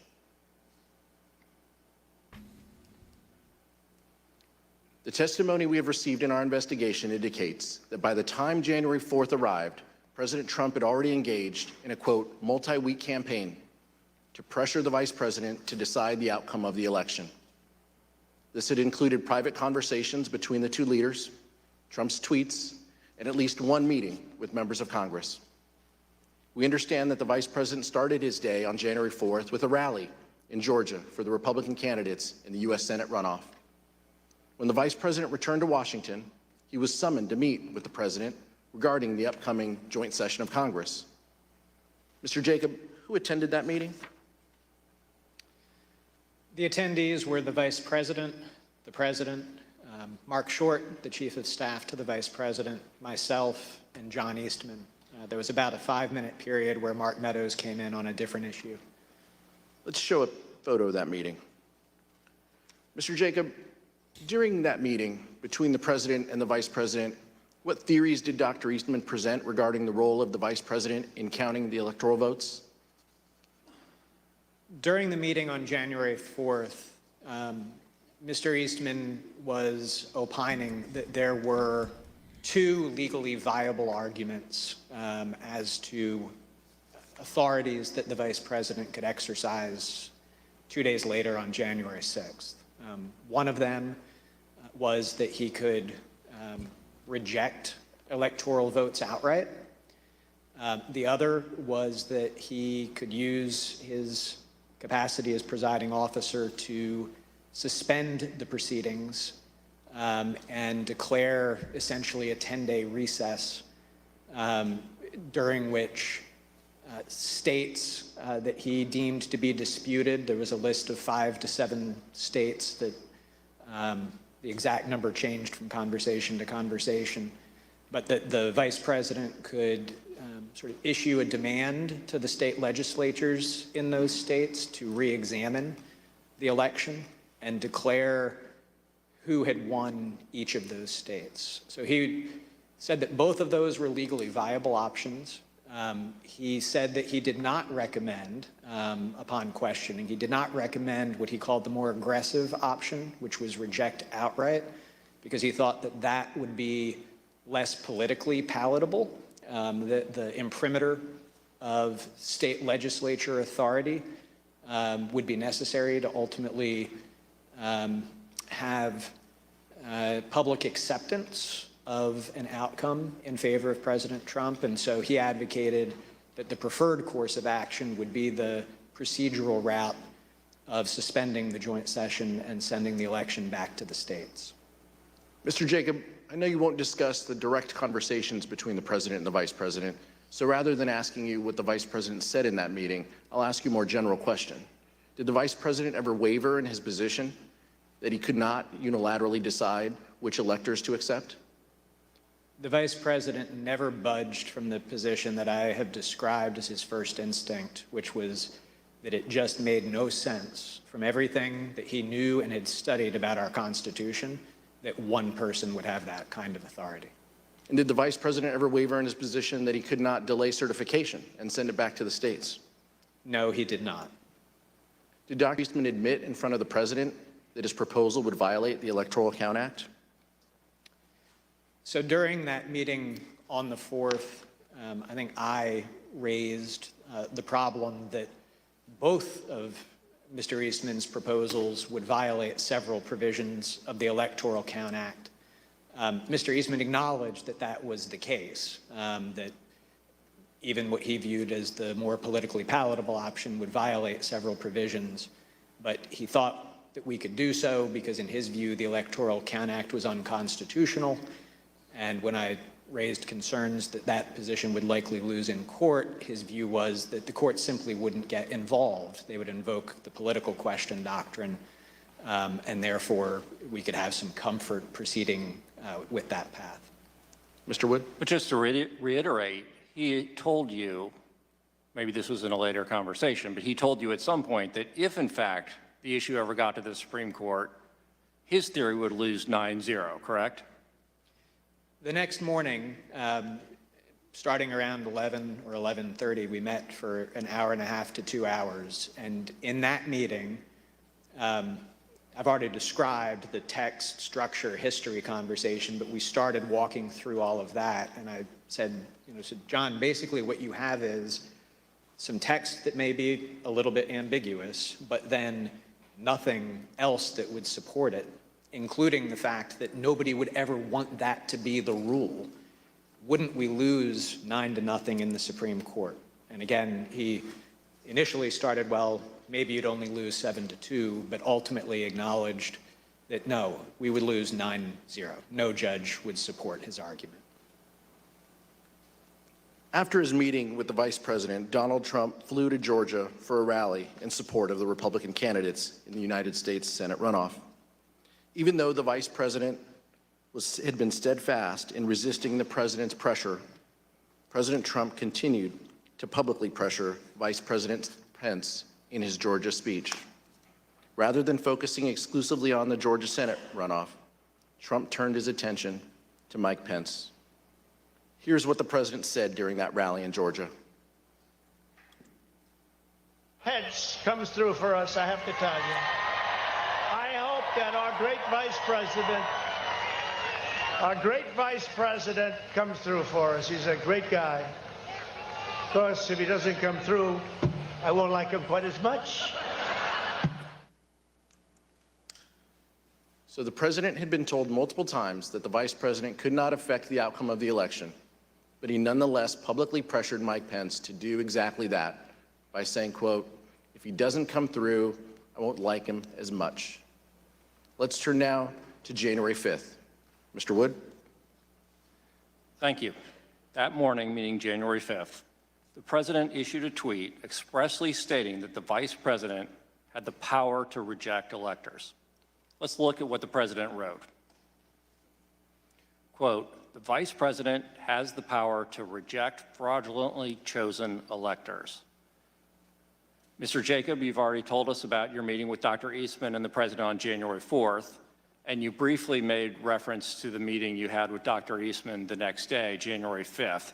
Can you tell us a little bit more about that meeting with Dr. Eastman on January 5th? For example, where was the meeting? Who was there?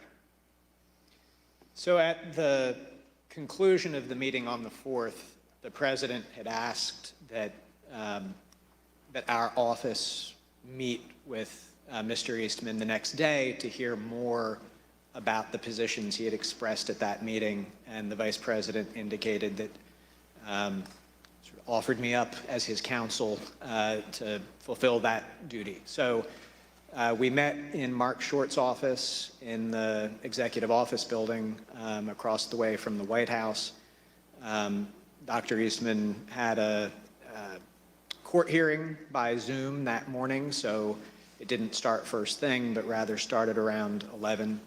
And that meeting went for about an hour and a half, 2 hours. Chief of Staff Mark Short was at that meeting most of the time. There were a few times that he left. And essentially it was an extended discussion. What most surprised me about that meeting was that when Mr. Eastman came in, he said, "I'm here to request that you reject the electors." So on the 4th, that had been the path that he had said, "I'm not recommending that you do that." But on the 5th, he came in and expressly requested that.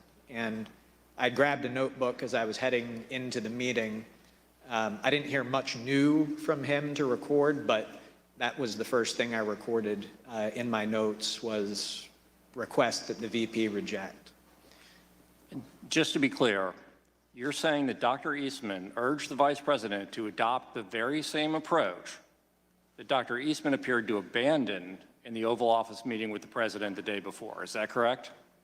He had recommended against it the evening before, and then on the 5th came in, and I think it was probably his first words after introductions and as we sat down were, "I'm here to request that you reject the electors in the disputed states." And you referenced a moment ago some handwritten notes, which you've provided to the Select Committee. I'd now like to show you those notes.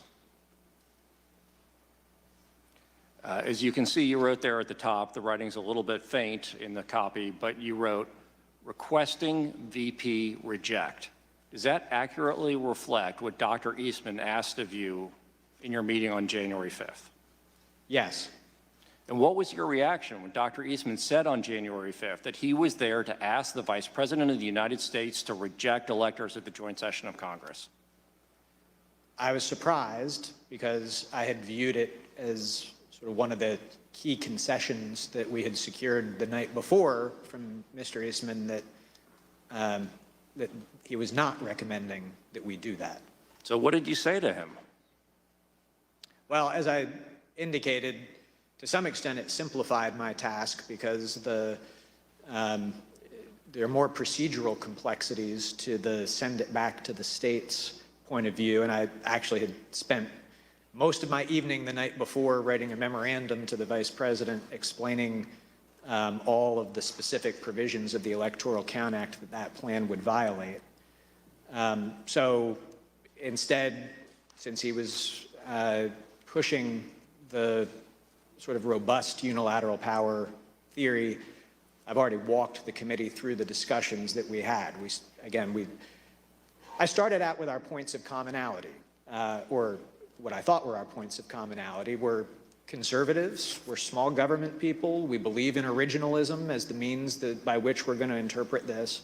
And so we walked through the text, we walked through the history, and the committee has shown footage of Mr. Eastman on the stage on the 6th claiming that Jefferson supported his position, and a historical example of Jefferson.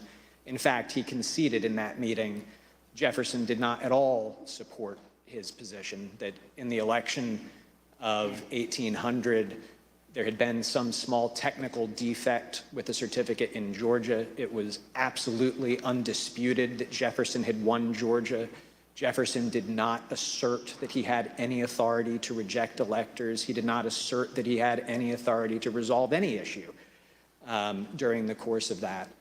And so he acknowledged by the end that there was no historical practice whatsoever that supported his position. He had initially tried to push examples of Jefferson and Adams. He ultimately acknowledged they did not work, as we've covered. He acknowledged it would lose 9-0 in the Supreme Court. He again tried to say, but I don't think the courts will get involved in this.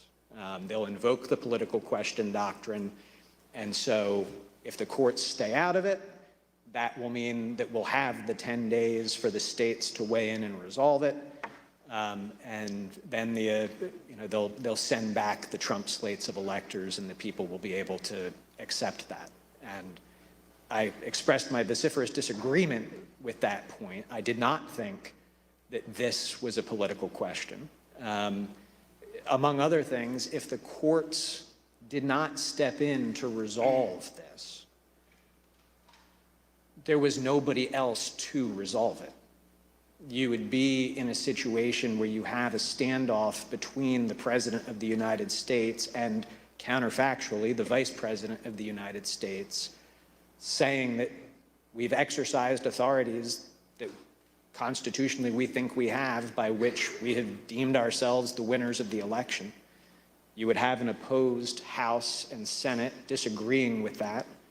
You would have state legislatures that, to that point, I mean, Republican leaders across those legislatures had put out statements, and we collected these for the Vice President as well, that the people had spoken in their states and that they had no intention of reversing the outcome of the election. We did receive some signed letters that Mr. Eastman forwarded us by minorities of leaders in those states, but no state had any legislative house that indicated that it had any interest in it. So you would have had just an unprecedented constitutional jump ball situation with that standoff. And as I expressed to him, that issue might well then have to be decided in the streets. Because if we can't work it out politically, we've already seen how charged up people are about this election. And so it would be a disastrous situation to be in. So I said, I think the courts will intervene. I do not see a commitment in the Constitution of the question whether the Vice President has that authority to some other actor to resolve. There's arguments about whether Congress and the Vice President jointly have a constitutional commitment to generally decide electoral vote issues. I don't think that they have any authority to object or reject them. I don't see it in the 12th Amendment, but nonetheless. And I concluded by saying, John, in light of everything that we've discussed, can't we just both agree that this is a terrible idea? And he couldn't quite bring himself to say yes to that, but he very clearly said, well, yeah, I see we're not going to be able to persuade you to do this. And that was how the meeting concluded. But you just described a terrifying scenario. Sounds like there could have been chaos under the Eastman approach, and you even described it as it potentially could be decided in the streets. And you described several concessions that Dr. Eastman made throughout that discussion or even debate that you had with him. At some point during that meeting on January 5th, did Dr. Eastman seem to admit that both of the theories that he had presented to the United States the day before? So the theory that the vice president could reject electors outright and declare Donald Trump the winner, and his less aggressive theory that the vice president could simply send it back to the states. At some point in that conversation on the 5th, did Dr. Eastman seem to admit that both of these theories suffered from similar legal flaws? So I had at least one, possibly two other conversations with Dr. Eastman later that day. In the earlier meeting, we really were focused, because his request that he made had been reject the electors outright, on why that theory was wrong and why we certainly would not be doing that. Later that day, he pivoted back to, well, we hear you loud and clear, you're not going to reject. But remember last night, I said that there was this more prudent course where you could just send it back to the states. Would you be willing to do that? And during the course of our discussion about his renewed request that we consider that option, he acknowledged to me, he put it, both Mr. Eastman and myself are graduates of the University of Chicago Law School, and he said, look, as graduates of that august institution, you and I will mutually understand that the underlying legal theory of plenary vice presidential authority is what you have to get there. Because this new theory, as I was pointing out to him, or the procedural theory, still violates several provisions of the Electoral Count Act, as he acknowledged. And the only way that you could ever be able to ignore several provisions of statutory law is if it was pretty clear that they were unconstitutional. And the only way they could be unconstitutional is if the vice president had the plenary authorities that were formed the basis for the reject the votes as well. So he acknowledged in those conversations that the underlying legal theory was the same. He just thought that the send it back to the states option would be more politically palatable, and he hoped more palatable to the vice president for that reason. And in fact, when Dr. Eastman made this concession during that meeting, according to your earlier deposition, Dr. Eastman said, just between us, University of Chicago chickens, is that right? I don't think that the University of Chicago is going to start a Chicago Chickens fundraising club. But yes, that is the terminology that he used. He said, you know, just between us Chicago chickens, we will understand as lawyers who have studied the Constitution that the underlying basis really is the same. I reserve the remainder of my time. Thank you, Mr. Wood. Mr. Jacob, the president and the vice president meet again on that same topic the next day, January 5th, correct? So after my extended meeting with Mr. Eastman that morning, during that time, the vice president had been back at his residence working on his statement to the nation that we released the next day. He got down to the White House some point between 1 o'clock and 2 o'clock as my meeting with Mr. Eastman was wrapping up. And when Mark Short and I went over to meet with the vice president, and actually we thought maybe we had good news. We felt like we had sort of defeated Mr. Eastman, that he was sort of acknowledging that there was no there. But the vice president was then asked down to the Oval Office, and he went down to the Oval Office while Mark and I stayed back in the vice president's office. You weren't in that meeting. I was not. In the book Peril, journalists Bob Woodward and Robert Costa write that the president said, quote, "If these people say you have the power, wouldn't you want to?" The vice president says, quote, "I wouldn't want any one person to have that authority." The president responds, "But wouldn't it almost be cool to have that power?" The vice president is reported to have said, "No, look, I've read this, and I don't see a way to do it. We've exhausted every option. I've done everything I could and then some to find a way around this.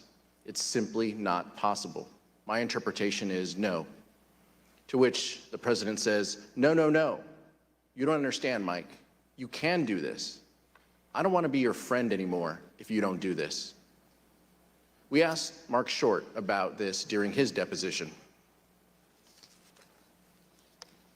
An understanding that I would have. In other conversations with the vice president, he articulated to me that no, he wouldn't want that power bestowed upon any one person. Mr. Jacob, did you, Mr. Short, and the vice president have a call later that day again with the president and Dr. Eastman? So, yes, we did. And what did Dr. Eastman request on that call? On that phone call, which I believe was around 5 o'clock that afternoon, Mr. Eastman stated that he had heard us loud and clear that morning. We were not going to be rejecting electors, but would we be open to considering the other course that we had discussed on the 4th, which would be to suspend the joint session and request that state legislatures re-examine certification of the electoral votes. That same day, January 5th, the New York Times ran a story about the disagreement between the president and the vice president about whether the vice president could determine the outcome of the election. Even though the New York Times story was indisputably correct, Donald Trump denied it. Trump issued a statement claiming that the vice president had agreed that he could determine the outcome of the election, despite the fact that the vice president had consistently rejected that position. Let's look at what the president said in his statement. Quote, "The New York Times report regarding comments Vice President Pence supposedly made to me today is fake news. He never said that. The vice president and I are in total agreement that the vice president has the power to act." Mr. Jacob, how did the vice president's team react to this statement from the president that the vice president could take an active role in determining the winner of the presidential election? We were shocked and disappointed because whoever had written and put that statement out, it was categorically untrue. Vice President's Chief of Staff Mark Short had an angry phone call with Trump campaign senior advisor Jason Miller about this statement. Here's what Mr. Short and Mr. Miller told the committee about that call.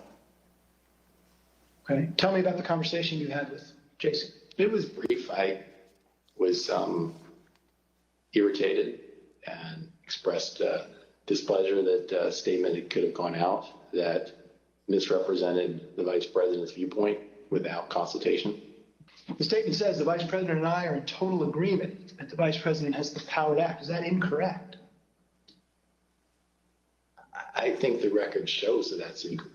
Yeah. I mean, we've been through many documents that clarify that this is not where the vice president was. Right. So essentially, the president's sending out a baldly false statement about being in alignment, purported alignment with the vice president, despite all of the predicate that you indicated had gone before about their respective positions. Is that effectively what happened? I interpret the statement as false. I'll let you figure out who sent it out.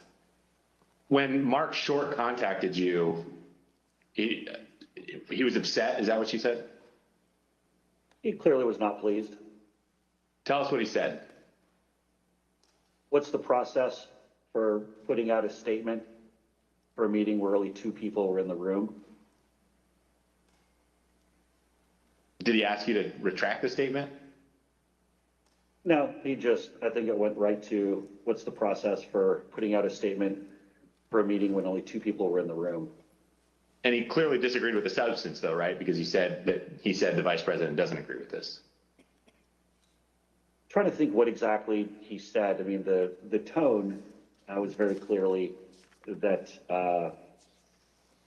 he used some language to strongly infer that the vice president disagreed with that take, but I don't remember what that language was. Did he dictate this statement? He dictated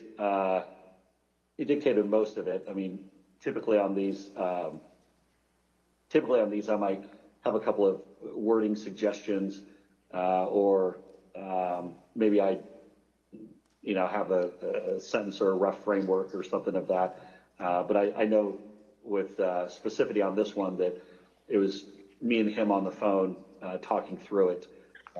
And ultimately the way this came out was the way that he wanted to. The dispute between the president and the vice president had grown to the point where the vice president's chief of staff, Mark Short, was concerned that the president could, in Mr. Short's words, quote, lash out at the vice president on January 6th.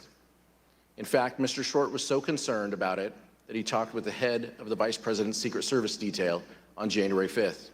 Here's Mr. Short. Concern was for the vice president's security, and so I wanted to make sure the head of the vice president's Secret Service was aware that that likely, as these disagreements became more public, that the president would lash out in some way. After the recess, we will hear that Mark Short's concerns were justified. The vice president was in danger.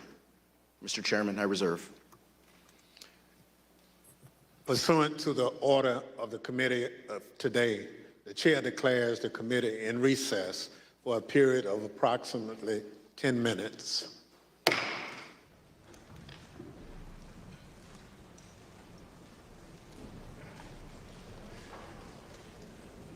All right, all right.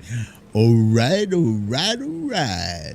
Wow, that was whew, boy. That was long. It felt really long, and that might have been due to the testimony of Judge Luttig, who spoke very, very slowly. I thought I am a slow speaker, and it's because I like to think about what the hell I'm going to say before I just blurt it out, spit it out. Anyway, there is a 10-minute recess. So you guys, I was just bitching about it a few minutes ago. You guys go, relieve yourselves, make a sandwich or whatever. And I will catch you guys back here in a bit. Wait, I don't want that. Let's see.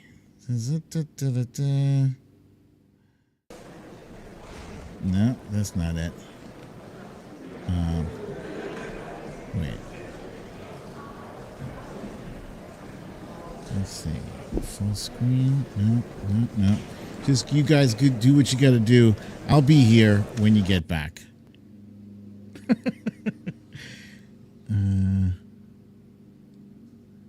There we go.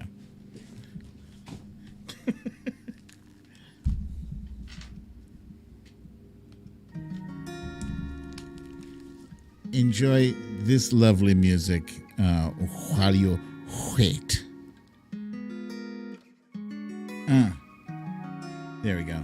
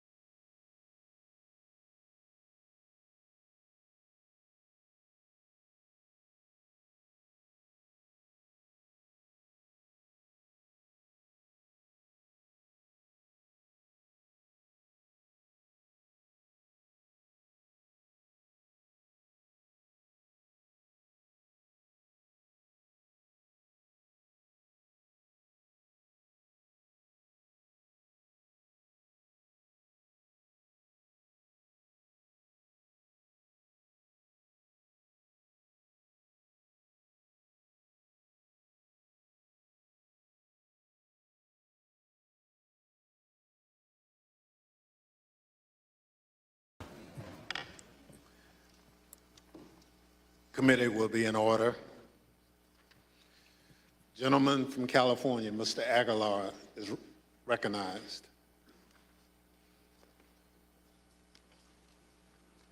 I'd now like to turn to the events of January 6, 2021, which turned out to be a fateful day in our nation's history.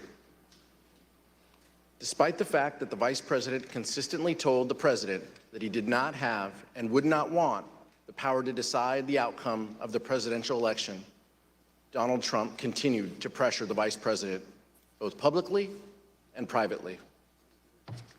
As you will hear, things reached a boiling point on January 6th, and the consequences were disastrous. In the middle of the night, on January 5th, into the morning of the 6th, around 1 a.m., President Trump tweeted at the Vice President, meaning that the comments in response to the President's tweet would also show up on the Vice President's Twitter feed.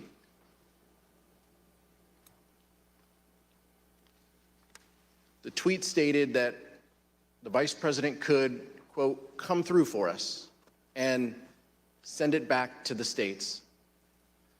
Then around 8 a.m. on January 6th, President Trump again tweeted, this time to say that the Vice President could send it back to the states and, quote, we win, and that this is the time for extreme courage.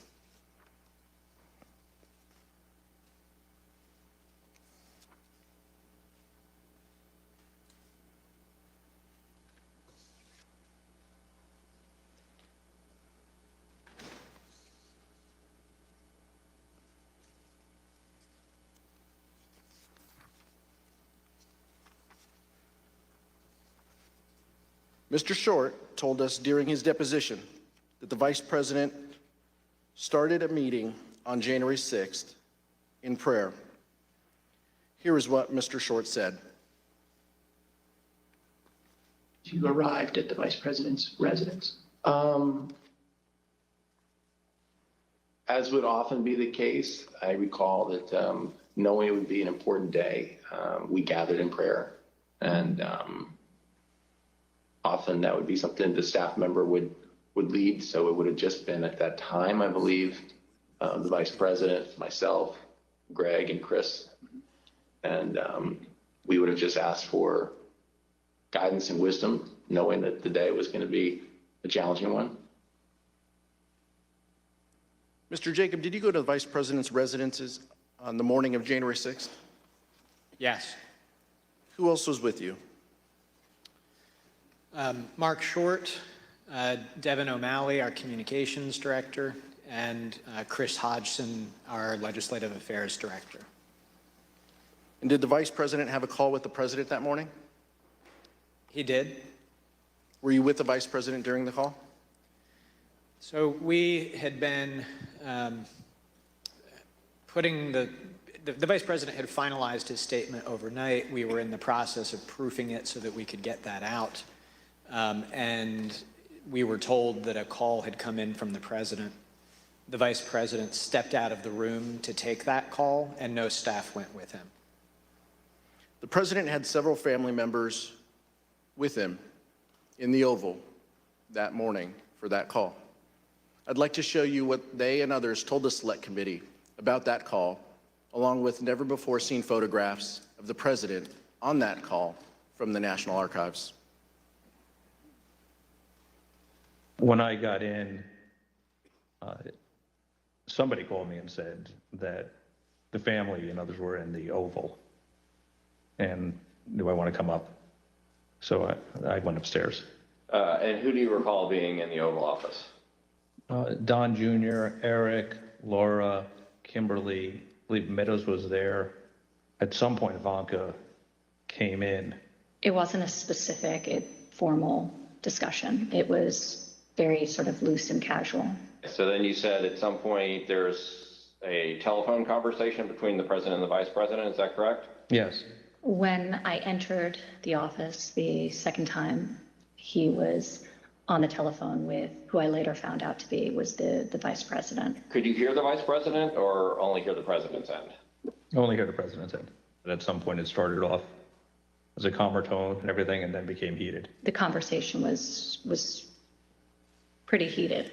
I think till it became somewhat, louder tone, I don't think anyone was paying attention to it initially. Did you hear any part of the phone call, even if just the end that the president was speaking from? I did, yes. All right, and what did you hear? So as I was dropping off the note, I remember hearing the word wimp. Either he called him a wimp. I don't remember if he said, you are a wimp, you'll be a wimp. Wimp is the word I remember. It's also been reported that the president said to the vice president that something to the effect of, you don't have the courage to make a hard decision. Worse, I don't remember exactly either, but something like that, yeah. You're not tough enough to make the call. It was a different tone than I'd heard him take with the vice president before. Did Ms. Trump share with you any more details about what had happened, or any details about what had happened in the Oval Office that morning? That her dad had just had an upsetting conversation with the vice president. Do you recall anything about her demeanor, either during the meeting or when you encountered her in Dan Scavino's office? I don't remember specifically. I mean, I think she was uncomfortable over the fact that there was obviously that type of interaction between the two of them. Something to the effect, the wording's wrong. I made the wrong decision 4 or 5 years ago. And the word that she relayed to that the president called the vice president, I apologize for being impolite, but do you remember what she said her father called him? The P word.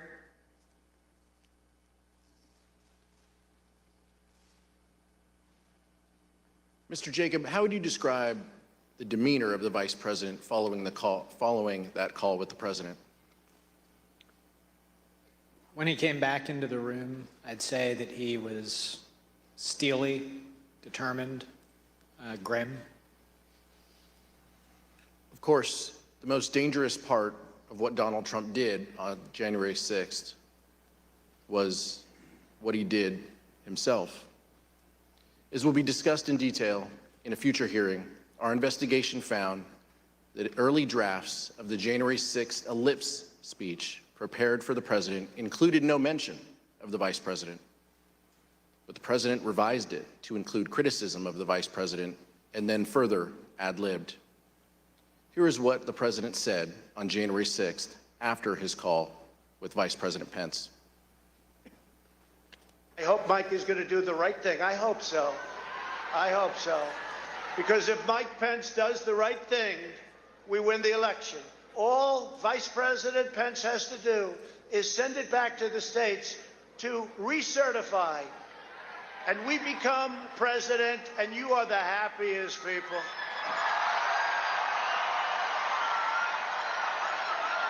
And I just spoke to Mike. I said, Mike, that doesn't take courage. What takes courage is to do nothing. That takes courage. And then we're stuck with a president who lost the election by a lot, and we have to live with that for 4 more years. We're just not going to let that happen. And Mike Pence is going to have to come through for us. And if he doesn't, that will be a sad day for our country. And they want to recertify their votes. They want to recertify. But the only way that can happen is if Mike Pence agrees to send it back. So I hope Mike has the courage to do what he has to do. And I hope he doesn't listen to the rhinos and the stupid people that he's listening to. Of course, we all know what happened next. The president's words had an effect. President Trump's supporters became angry. When the vice president issued his public letter, the crowd at the Capitol erupted in anger. The rioters who had erected makeshift gallows began chanting, "Hang Mike Pence." Testimony in our investigation has made clear what the target of the rioters' ire was: Vice President Mike Pence. The rioters breached the Capitol at 2:13 p.m.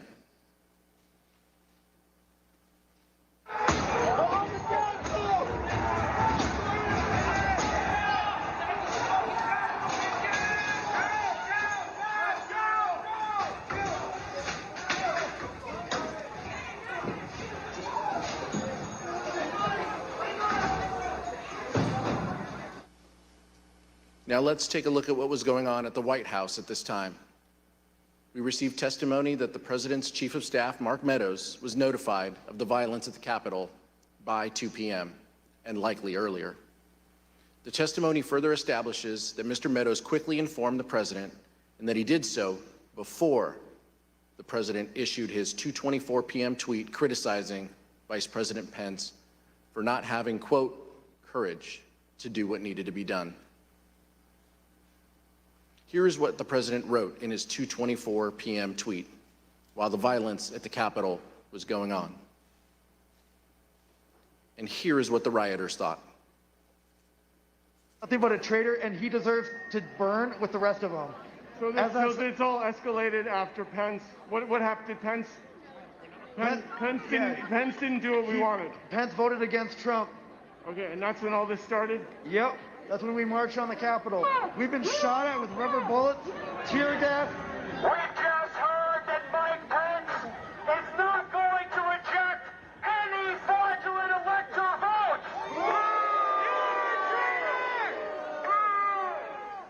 That's right. You heard it here first. Mike Pence has betrayed the United States of America. Fuck you, Mike Pence. Mike Pence has betrayed this president, and he has betrayed the people of the United States, and we will never, ever forget.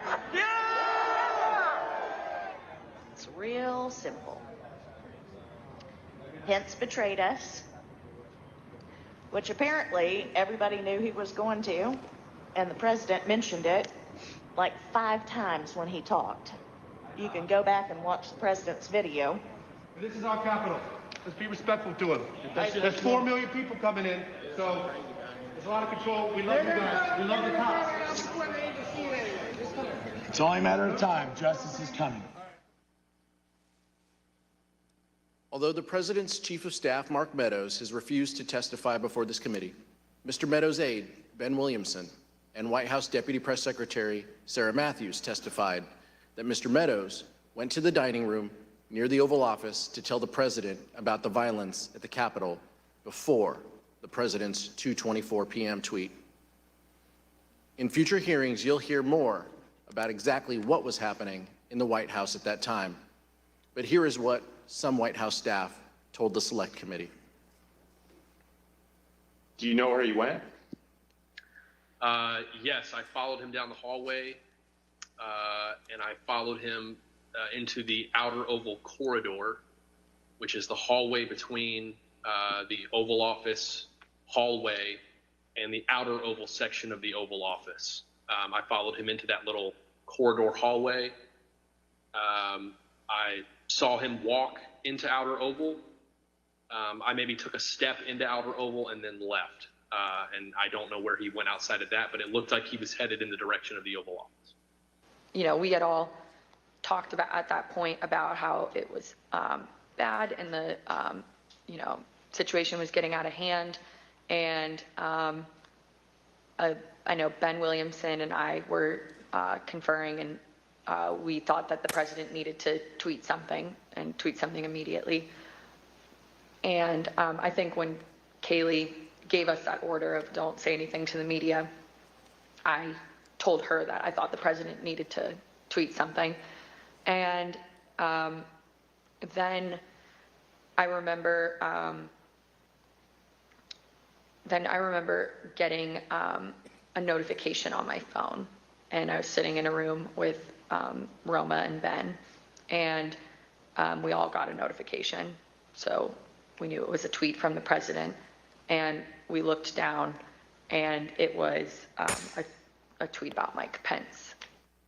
I believe I had sent him a text saying that we may want to put out some sort of statement because the situation was getting a little hairy over at the Capitol.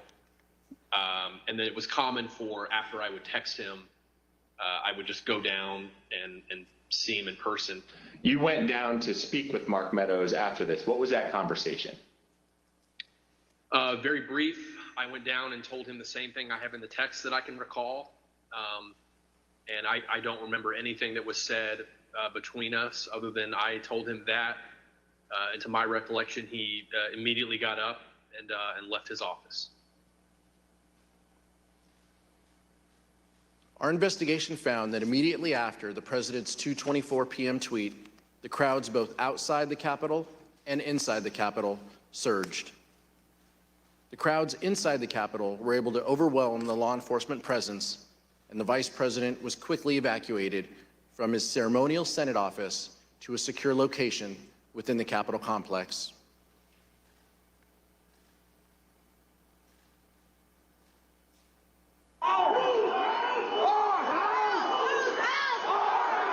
By 2:24 p.m., the Secret Service had moved Vice President Pence from the Senate chamber to his office across the hall. The noise from the rioters became audible, at which point we recognized that maybe they had gotten into the building. Then, President Trump tweeted, "Mike Pence didn't have the courage to do what should have been done to protect our country and our Constitution, giving states a chance to certify a corrected set of facts, not the fraudulent or inaccurate ones which they were asked to previously certify. USA demands the truth." It was clear that it was escalating and escalating quickly. So then when that tweet, the Mike Pence tweet, was sent out, I remember us saying that that was the last thing that needed to be tweeted at that moment. The situation was already bad, and so it felt like he was pouring gasoline on the fire by tweeting that. 30 seconds later, rioters already inside the Capitol opened the East Rotunda door just down the hall. And just 30 seconds after that, rioters breached the crypt, one floor below the vice president. The Secret Service couldn't control the situation and do their job of keeping him safe. At 2:26 p.m., Secret Service rushed Vice President Pence down the stairs. I think they've been trying to figure out whether they had a clear route to get us to wherever it was that they wanted to move us to. We moved pretty quickly down the stairs and through various hallways and tunnels to the secure location. Upon arriving there, there was further discussion as to whether or not we were going to leave the Capitol complex or stay where we were. Vice President Pence and his team ultimately were led to a secure location where they stayed for the next 4.5 hours, barely missing rioters a few feet away. Approximately 40 feet. That's all there was. 40 feet between the vice president and the mob. Mr. Jacob, you were there, seeing that for the first time. Does it surprise you to see how close the mob was to the evacuation route that you took? The 40 feet is the distance from me to you, roughly. I could hear the din of the rioters in the building while we moved, but I don't think I was aware that they were as close as that. Make no mistake about the fact that the vice president's life was in danger. A recent court filing by the Department of Justice explains that a confidential informant from the Proud Boys told the FBI that the Proud Boys would have killed Mike Pence if given a chance. This witness, whom the FBI affidavit refers to as W1, stated that other members of the group talked about things they did that day, and they said that anyone they got their hands on, they would have killed, including Nancy Pelosi. W1 further stated that members of the Proud Boys said that they would have killed Mike Pence if given a chance. We understand that congressional leaders and others were evacuated from the Capitol complex during the attack. We'd like to show you what happened after the vice president was evacuated from the Senate. Select Committee has obtained never-before-seen photos from the National Archives that show Vice President Pence sheltering in a secure underground location as rioters overwhelmed the Capitol. At 4:19 p.m., Vice President Pence is seen looking at a tweet the president had just sent, a tweet asking the rioters to leave the Capitol. After 4.5 hours spent on working to restore order, the vice president returned to the Senate floor to continue the certification of electors. So Vice President Pence was a focus of the violent attack. Mr. Jacob, did the vice president leave the Capitol complex during the attack? He did not. Can you please explain why the Vice President refused to leave the Capitol complex? When we got down to the secure location, Secret Service directed us to get into the cars, which I did. And then I noticed that the Vice President had not. So I got out of the car that I had gotten into, and I understood that the Vice President had refused to get into the car. The head of his Secret Service detail, Tim, had said, "I assure you we're not going to drive out of the building without your permission." And the Vice President had said something to the effect of, "Tim, I know you, I trust you, but you're not the one behind the wheel." And the Vice President did not want to take any chance that the world would see the Vice President of the United States fleeing the United States Capitol. He was determined that we would complete the work that we had set out to do that day, that it was his constitutional duty to see through, and that the rioters who had breached the Capitol would not have the satisfaction of disrupting the proceedings beyond the day on which they were supposed to be completed. Let me see if I understand this right. You were told to get in the cars, and how many of the Vice President's staff got in the cars while he did not? Most of us. During our investigation, we received testimony that while the Vice President was in a secure location within the Capitol complex, he continued the business of government. We understand that the Vice President reached out to congressional leaders, like the Acting Secretary of Defense and others, to check on their safety and to address the growing crisis. In addition, the Vice President's Chief of Staff, Mark Short, made several calls to senior government officials. Here's Mr. Short's testimony regarding his call with Representative Kevin McCarthy. He indicated that he had had some conversation. I don't recall whether it was with the president or with somebody at the White House, but I think he'd expressed frustration that not taking the circumstance as seriously as they should in that moment. All right, so Mr. McCarthy indicated he'd been in touch with someone at the White House, and he conveyed to you that they weren't taking this as seriously as they should. You have to answer yes or no. Yes. Okay. While the Vice President made several calls to check on the safety of others, it was his own life that was in great danger. Mr. Jacob, did Donald Trump ever call the Vice President to check on his safety? He did not. Mr. Jacob, how did Vice President Pence and Mrs. Pence react to that? With frustration. Mr. Jacob, immediately before you and the Vice President were evacuated to a secure location within the Capitol, you hit send on an email to John Eastman explaining why his legal theory about the Vice President's role was wrong. You ended your email by stating that, quote, "Thanks to your bullshit, we are now under siege." We'll take a look at that email. Now, Dr. Eastman replied, and this is hard to believe, but his reply back to you was, "The siege is because you and your boss," presumably referring to the Vice President of the United States, "did not do what was necessary to allow this to be aired in a public way so the American people can see for themselves what happened." Mr. Jacob, later that day, you wrote again to Dr. Eastman. Let's show that email on the screen. In that email, you wrote, and I quote, "Did you advise the President that in your professional judgment, the Vice President does not have the power to decide things unilaterally?" And you ended that email saying, "It does not appear that the President ever got the memo." Dr. Eastman then replied, "He's been so advised."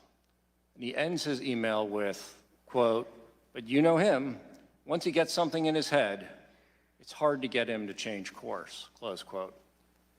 Mr. Jacob, when Dr. Eastman wrote, "Once he gets something in his head, it's hard to get him to change course," did you understand the "he" in that email to refer to the President of the United States?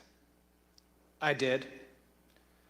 And Mr. Jacob, did you hear from Dr. Eastman further after the riot had been quelled And if so, what did he ask? Late that evening, after the joint session had been reconvened, the vice president had given a statement to the nation saying that violence was not going to win, freedom wins, and that the people were going to get back to doing their work. Later that evening, Mr. Eastman emailed me to point out that, in his view, the vice president's speech to the nation violated the Electoral Count Act, that the Electoral Count Act had been violated because the debate on Arizona had not been completed in 2 hours. Of course, it couldn't be since there was an intervening riot of several hours. And that the speeches that the majority and minority leaders had been allowed to make also violated the Electoral Count Act because they hadn't been counted against the debate time. And then he implored me, now that we have established that the Electoral Count Act isn't so sacrosanct as you have made it out to be, I implore you one last time, can the Vice President please do what we've been asking him to do these last 2 days? Suspend the joint session, send it back to the states. And we'll show you the text of that email, which Dr. Eastman wrote at 11:44 p.m. on January 6th. So after the attack on the Capitol and after law enforcement had secured the Capitol, he still wrote, as you described, quote, "So now that the precedent has been set that the Electoral Count Act is not quite so sacrosanct as was previously claimed, I implore you to consider one more relatively minor violation and adjourn for 10 days to allow the legislatures to finish their investigations." So even after the attack on the Capitol had been quelled, Dr. Eastman requested, in writing no less, that the Vice President violate the law by delaying the certification and sending the question back to the states. Is that correct, Mr. Jacob? It is. Did you eventually share Dr. Eastman's proposal with Vice President Pence? Not right at that time, because the Vice President was completing the work that it was his duty to do. But a day or two later, back at the White House, I did show him that final email from Mr. Eastman. And what was Vice President Pence's reaction when you showed him the email where Dr. Eastman, after the attack on the Capitol, still asked that the Vice President delay certification and send it back to the states?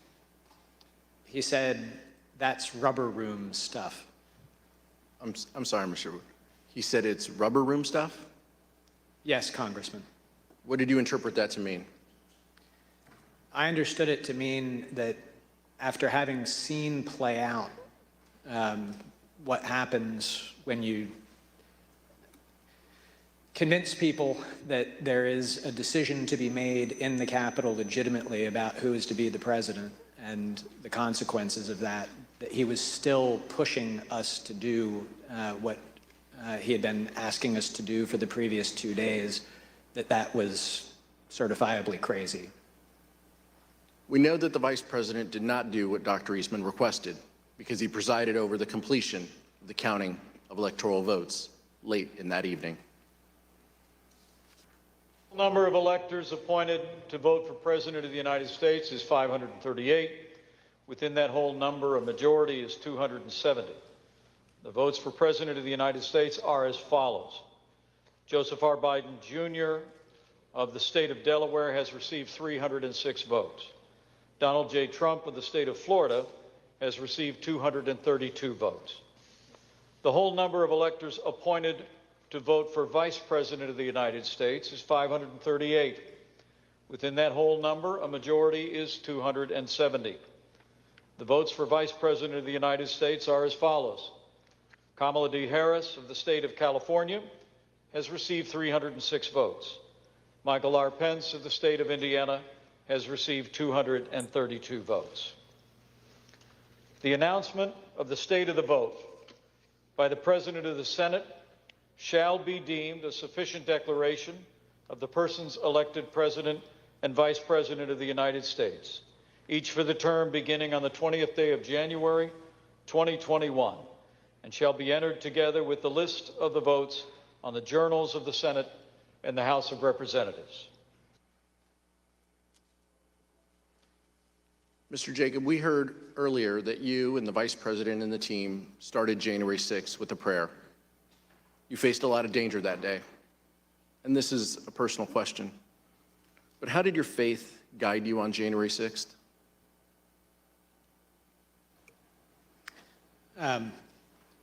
My faith really sustained me through it. I, down in the secure location, pulled out my Bible, read through it, and just took great comfort. Daniel 6 was where I went, and in Daniel 6, Daniel has become the second in command of Babylon, a pagan nation, but he completely faithfully serves. He refuses an order from the king that he cannot follow, and he does his duty consistent with his oath to God. And I felt that that's what had played out that day. It spoke to you? Yes. At the end of the day, Mark Short sent the Vice President a text message with a Bible verse. Here's what he told the Select Committee. At 3:50 in the morning, when we finally adjourned and headed our own ways, I remember, texting the Vice President a passage from 2 Timothy chapter 4, verse 7 about, I fought the good fight, I've finished the race, I've kept the faith. He started his day with a prayer and ended his day with a Bible verse. I've fought the good fight, I've finished the race, I've kept the faith.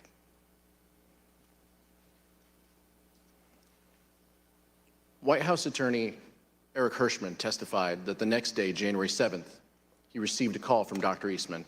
Here is Mr. Hirschman's account of that call. The day after,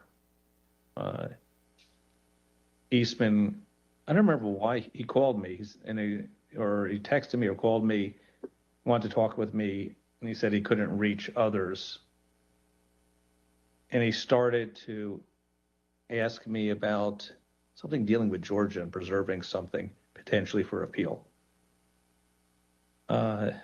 And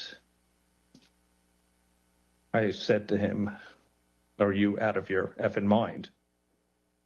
Right? I said, I only want to hear two words coming out of your mouth from now on. Orderly transition.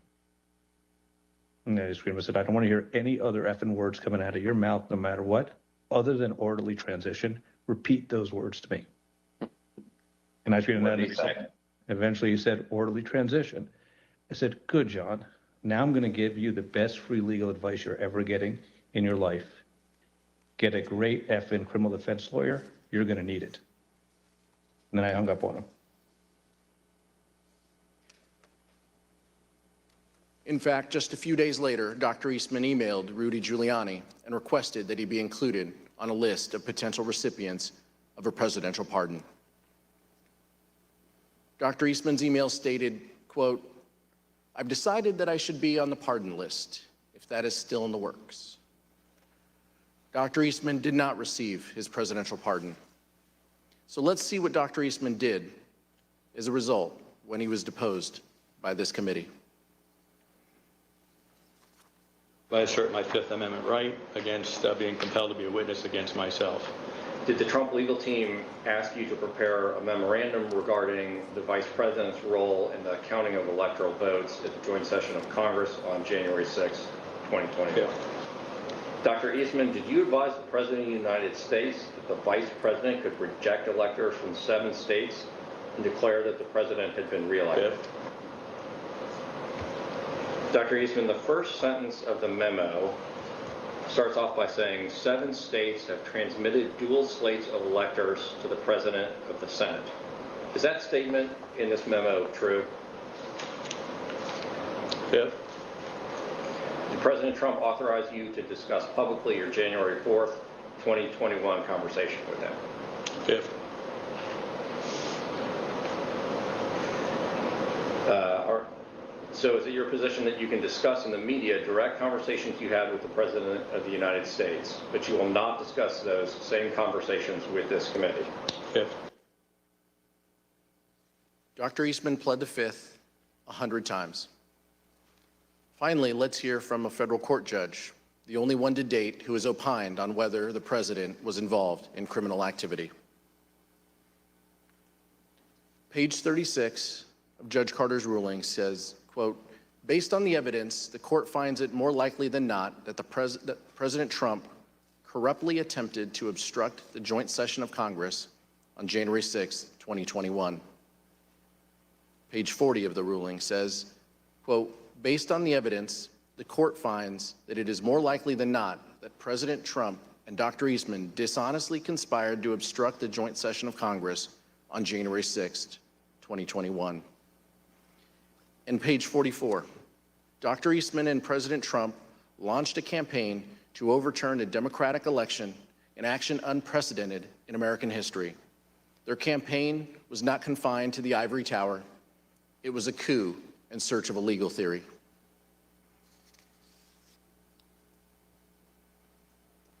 Mr. Jacob, what would have happened to our democracy if Vice President Pence had gone along with this plan and certified Donald Trump as the winner of the 2020 election? So there would have been short-term and long-term effects. The short-term I previously described, a constitutional jump ball situation, political chaos in Washington, lawsuits, and who knows what happening in the streets. And you would have had the Vice President of the United States having declared that the outcomes of these state elections were incorrect. So for all of those reasons, there would have been significant short-term consequences. But in the long term, we would have established a situation where a vice president would have asserted that one person could have the authority to determine the outcome of an election, which is antithetical to everything in our democracy, is antithetical to the rule of law. And so it would have been significant impacts, both in the short and the long term. Judge Ludig, in the statement you released earlier today, you wrote that the efforts by President Trump to overturn the 2020 election were, quote, the most reckless, insidious, and calamitous failures in both legal and political judgment in American history. What did you mean by that?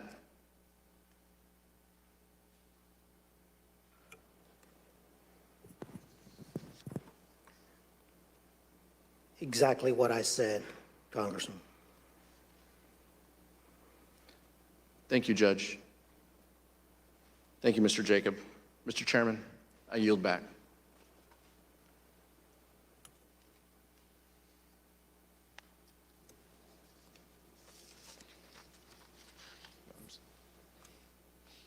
Gentlemen. I'm sorry, Mr. Chairman. I want that back. Mr. Chairman, this was an informative hearing, a powerful hearing. I'm grateful for your leadership and the leadership of the distinguished Vice Chair. Donald Trump knew he lost the 2020 election, but he could not bring himself to participate in the peaceful transfer of power. So he latched on to a scheme that, once again, he knew was illegal. And when the Vice President refused to go along with it, he unleashed a violent mob against him. When we began, I asked how we got to this place. And I think the answer to that question starts with the fact that people in positions of power put their political party before their country. It cannot be allowed to continue. I'll yield back now, Mr. Chairman. Thank you very much. Without objection, the chair recognizes the gentlewoman from Wyoming, Ms. Cheney, for a closing statement. Thank you very much, Mr. Chairman. Thank you to my colleague, Representative Aguilar, and thank you very much to our witnesses today, Mr. Jacob and Judge Ludig. Thank you for being here with us. We have seen so far in our hearings that President Trump knew that his claims of a stolen election were false. You have seen that he knew that Mike Pence could not legally refuse to count electoral votes, And you have seen what President Trump did to pressure Mike Pence into taking illegal action. Over the course of our next hearings, you will see information about President Trump's efforts, John Eastman efforts, the Trump legal team's efforts to apply pressure to Republican state legislatures, state officials, and others. Judge Carter has recently written, quote, Dr. Eastman's actions in these few weeks indicate that his and President Trump's pressure campaign to stop the electoral count did not end with Vice President Pence. It targeted every tier of federal and state elected officials. We will examine all of those threats, and we will examine the Trump team's determination to transmit materially false electoral slates from multiple states to officials of the executive and legislative branches of our government. We will examine the pressures put on state legislatures to convene to reverse lawful election results. An honorable man receiving the information and advice that Mr. Trump received from his campaign experts and his staff, a man who loved his country more than himself, would have conceded this election. Indeed, we know that a number of President Trump's closest aides urged him to do so. This committee will address all of these issues in greater detail in the coming weeks. Mr. Chairman, I yield back. Young lady yields back. Judge Ludick and Mr. Jacob, our nation owes you a great debt for your knowledge, integrity, and your loyalty to our Constitution. You and Vice President Pence are exactly the people our nation needed at a critical time. You had the courage to do what was right. In the weeks leading up to January 6th, many people failed this test when they had to choose between their oath to the country or the demands of Donald Trump. But there were others who, like you, stood tall in the face of intimidation and put our democracy first. They include the judges who rejected the bogus claims of election fraud, the senior Justice Department officials who stood up to Donald Trump, and the state officials whom we will hear from at our next hearing. We are deeply grateful to your courage and devotion to our country. There are some who think the danger has passed, that even though there were violence and a corrupt attempt to overturn the presidential election, the system worked. I look at it another way. Our system nearly failed and our democratic foundation destroyed, but for people like you. Judge Ludick, I want to give you an opportunity to share your thoughts on the ongoing threat. You've written the clear and present danger to our democracy. Now is that former President Donald Trump and other political allies appear prepared to seize the presidency in 2024 if Mr. Trump or one of his anointed candidates is not elected by the American people. What do you mean by this?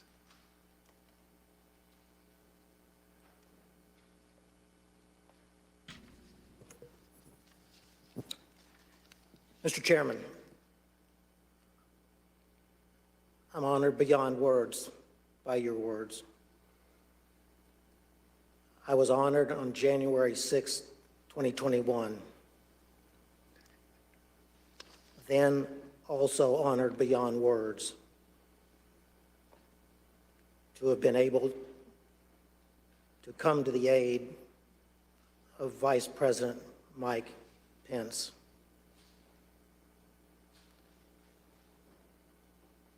I prayed that day, just like the Vice President prayed that day. I believe we may have prayed the same prayer to the same God. I prayed that same prayer with my wife this morning before I came into these hearings.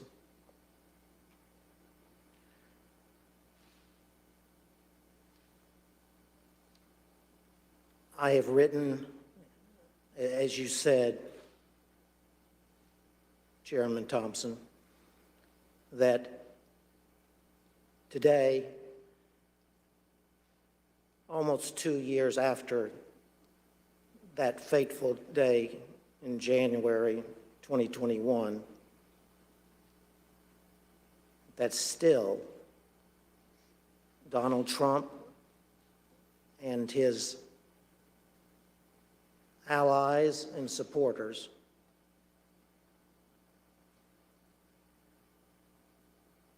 are a clear and present danger to American democracy.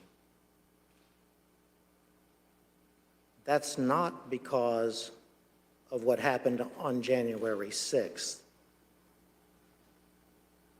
It's because to this very day, the former president, his allies and supporters pledge that in the presidential election of 2024, if the former president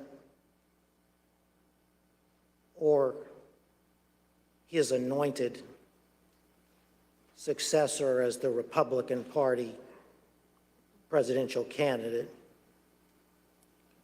were to lose that election, that they would attempt to overturn that 2024 election in the same way that they attempted to overturn the 2020 election,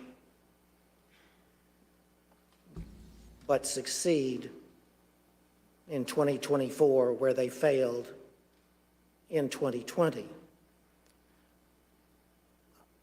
I don't speak those words lightly. I would have never spoken those words ever in my life, except that that's what the former president and his allies are telling us. As I said in that New York Times op-ed, wherein I was speaking about the Electoral Count Act of 1887, the former president and his allies are executing that blueprint for 2024 in open and plain view of the American public. I repeat, I would have never uttered one single one of those words unless the former president and his allies were candidly and proudly speaking those exact words to America. Chairman, thank you for the opportunity to appear here today for these proceedings. Thank you again, Judge Ludick. As a part of the Select Committee's charge to make recommendations that are informed by other investigative findings, we will be reviewing the views shared by Judge Ludick and other experts on potential improvements to the Electoral Count Act, among a range of other initiatives. I know the information we presented over the last week is shocking. The idea that a president of the United States would orchestrate a scheme to stay in power after the people have voted him out of office. We're able to present this information because so many witnesses have cooperated with our probe. But the fact is, there are more people with direct knowledge, with evidence germane to our investigation. I ask those who might be on the fence about cooperating to reach out to us. The committee's website address is being displayed behind me, january6.house.gov. There you can view the evidence we presented in our hearings and find a tip line to submit any information you might think would be helpful for our investigation. And despite how you might not think it's important, send us what you think. And I thank those who sent us evidence for their bravery and patriotism. Without objections, members will be permitted 10 business days to submit statements for the record, including opening remarks and additional questions for the witnesses. The chair requests those in the hearing room remain seated until the Capitol Police have escorted members from the room. Without objection, the committee stands adjourned.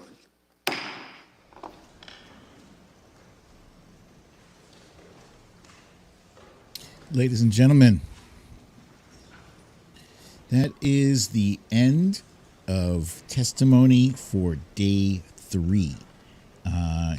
If you were just joining us recently, you missed a really good a good day in Congress in this hearing for January 6th. A lot of important stuff was shared, and specifically, I know I was kind of clowning a bit about how long it took for Judge Luttig, was one of the witnesses today, to say what he had to say. I mean, I am a slow talker, but this brother was very slow. Now, some people have been saying that Judge Luttig had a stroke, which I did not know. And if he had a stroke and speaks that well, then good Lord, that's pretty good. But the content of what he was saying was very good. And I saw, first of all, I want to commend you guys, my audience. You guys are terrific. This is a really fun way to watch these like long proceedings like this, as a group. And the cool thing about watching this virtually is that technically we're all kind of in the same room and we're sharing our thoughts and opinions and feelings and being able to see everybody's comments and read them. Imagine if we were all literally in an actual physical room trying to do this. Like, it would be a racket and you couldn't hear what was happening on the TV. So this is good. I like this. But here's a good comment. Your comments are all fantastic. Sometimes you had me laughing. I had to mute myself because I was laughing from the comments. Here's one from Scott Samuelson. And wrapping up our coverage of this session of the January 6th committee hearing. The next scheduled public meeting is Tuesday, June 21st. That is also expected to begin at 1 p.m. Eastern. Tuesday, June 21st. You heard it here. That's the next hearing. Scott Samuelson had a good comment here just about 5-10 minutes ago. He said, Luttig is good. His statements are going to sow upset among the maggots. This makes me happy, especially when he invokes the Bible. That really pisses off Trumpers too damn bad. Yes.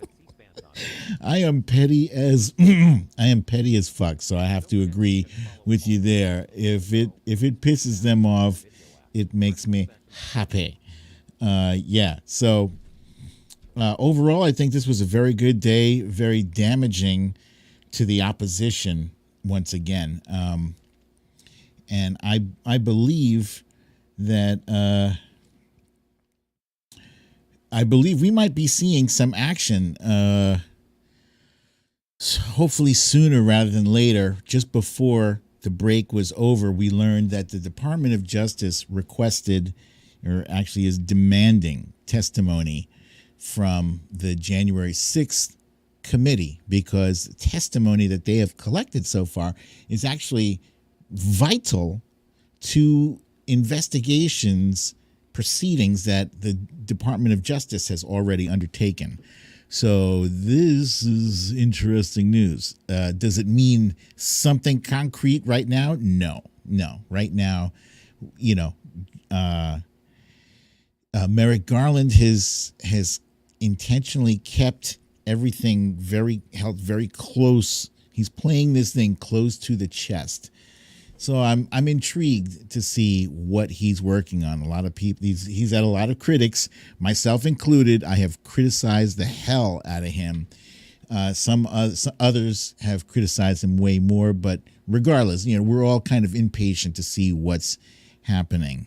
Let's see. Punxsutawney Mo, our friend Punxsutawney Mo, has been following the goings on at Fox News, and apparently, according to Mo, they have been showing today's hearing without, interruptions.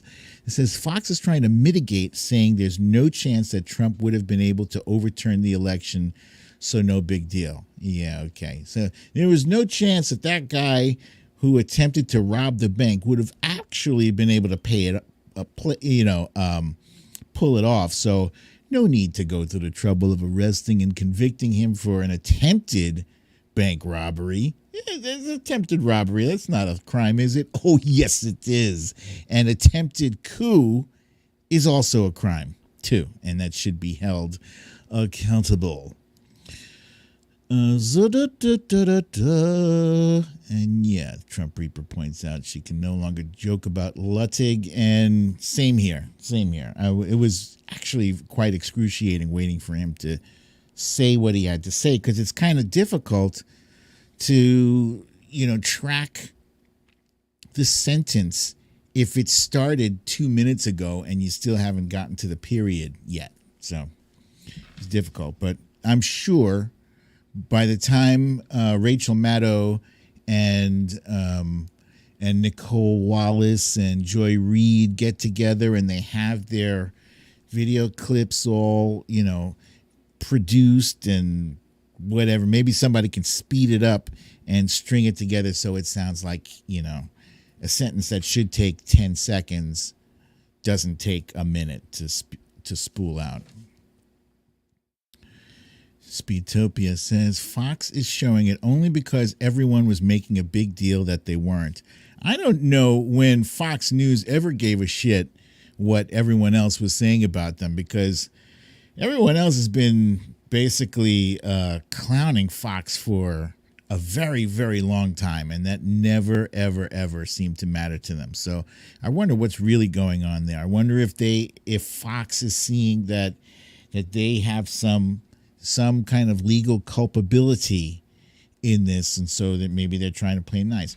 Maybe it's that they're losing ratings to this thing because, again, 20 million people tuned in for the first one. 10 million people in the middle of the day tuned in for the second one. So as long as they're not this, it's clear. You 10 million people in the freaking middle of the day, it's not prime time. It's just like, a Tuesday at 1 p.m. Getting ratings like that, 10 million viewers, is not insignificant. So let's see. And see, Trump Reaper says sponsors, but there weren't even any commercial breaks during this, right? The only break we took was like a 10-minute one. What was it? Like 3 o'clock? Whew, that was rough. But these things are important. I think it's important to show what happened. It's important to show that, like, for instance, they knew, John Eastman certainly knew that it was illegal for Mike Pence to be pressured into not complying with the electoral count thing. He knew, and Trump knew. They try to say, oh, intent and he didn't know, etc. That fucker knew. So at the end of the day, I hope all of these things are tallied and counted up, because, I can count. I can do very basic math, and the very basic math of this investigation. This investigation is very, very, very thorough. These guys took their time. And I know, once again, I'm going to go back to, once again, we were all very impatient. Why is it taking so long to, because, we live in the cell phone age where it takes, fractions of a second for a web page to upload. If it takes 2 seconds for someone's web page to load, you're like, what's happening? Something's wrong. 2 seconds. 2 seconds. So we live in a time where 2 seconds for something to load is an eternity. So as such, when something like this, a sprawling investigation, where they had to compile thousands of video clips, hundreds of testimonies from everybody, and then try to weave a consistent and coherent thread throughout all of this to find the crimes. They've done pretty good, in my opinion, so far. We got another hearing coming up on Tuesday, which I will be streaming from here. I look forward to seeing you guys. And I want to remind you all that later today, in fact, in just 90 minutes, 94 minutes from now, I will be appearing here once again with our friend Jojo from Joy's. Jojo from Joy's, short for Joyzy. Jojo from Joy's will be here with me today. Why does that say Wednesday? Fuck. It says Wednesday because it was supposed to be yesterday, and now it's moved up to today because I told you she had a sick kid, and kids always come first. So anyway, it's today. It's Thursday. I'll change the graphic, whatever. Yeah, so I'm looking forward to that. I hope to catch some of you, most of you, all of you at that time. We're going to have some fun. So until then, 13 million viewers for Game 5, Tina G says. Okay, interesting. Wow. NBA, look at this. Tina G with the facts and figures here. NBA Finals Game 4 had 12.1 million viewers, and Game 5 had 15 million, or now she corrects it to 13 million viewers. But the fact that the second January 6th hearing had 10 million, that is astonishing. It's nothing short of remarkable. So, yeah, Kimberly Moss says she's a big fan of JoJo. You and me both. So I hope to see you guys then. 5:30 p.m. Be there. Do not miss 1 second of that. Set your notifications right now for my YouTube channel. If you have not yet already subscribed, please do so. And make sure you turn on notifications so you never miss a time when I'm going live. Because you guys don't know, like my schedule used to be Monday, Wednesday, Friday, every week without fail, 5:30 or 5:30-ish, 5:45, But I was here, Monday, Wednesday, and Friday. And now it's more like, when's BDD streaming? I don't even know. But yeah, so sometimes I just pop up in the middle of the night, 11 o'clock at night for a late night with BDD. So yeah, set those notifications so you know when I go live, and I will see you in 90 minutes. Okay, same time, same place. I love you all. Peace. Oh, I love this jam.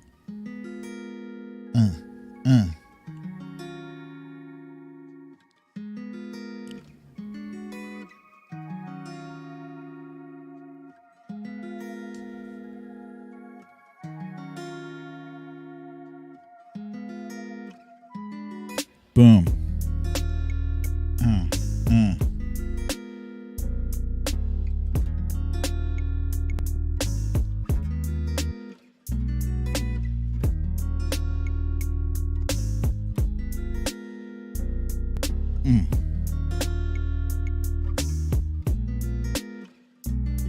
Hey.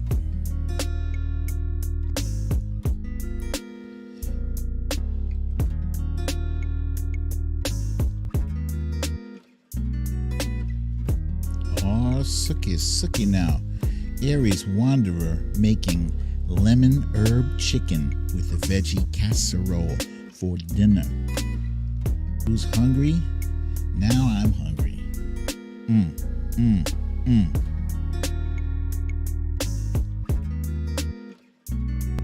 Hey.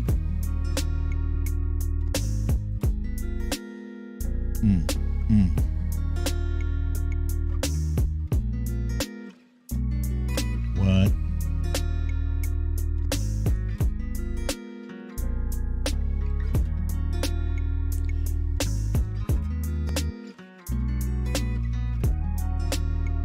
All right, you guys. I gotta get myself ready. So it's about that time. You need to leave.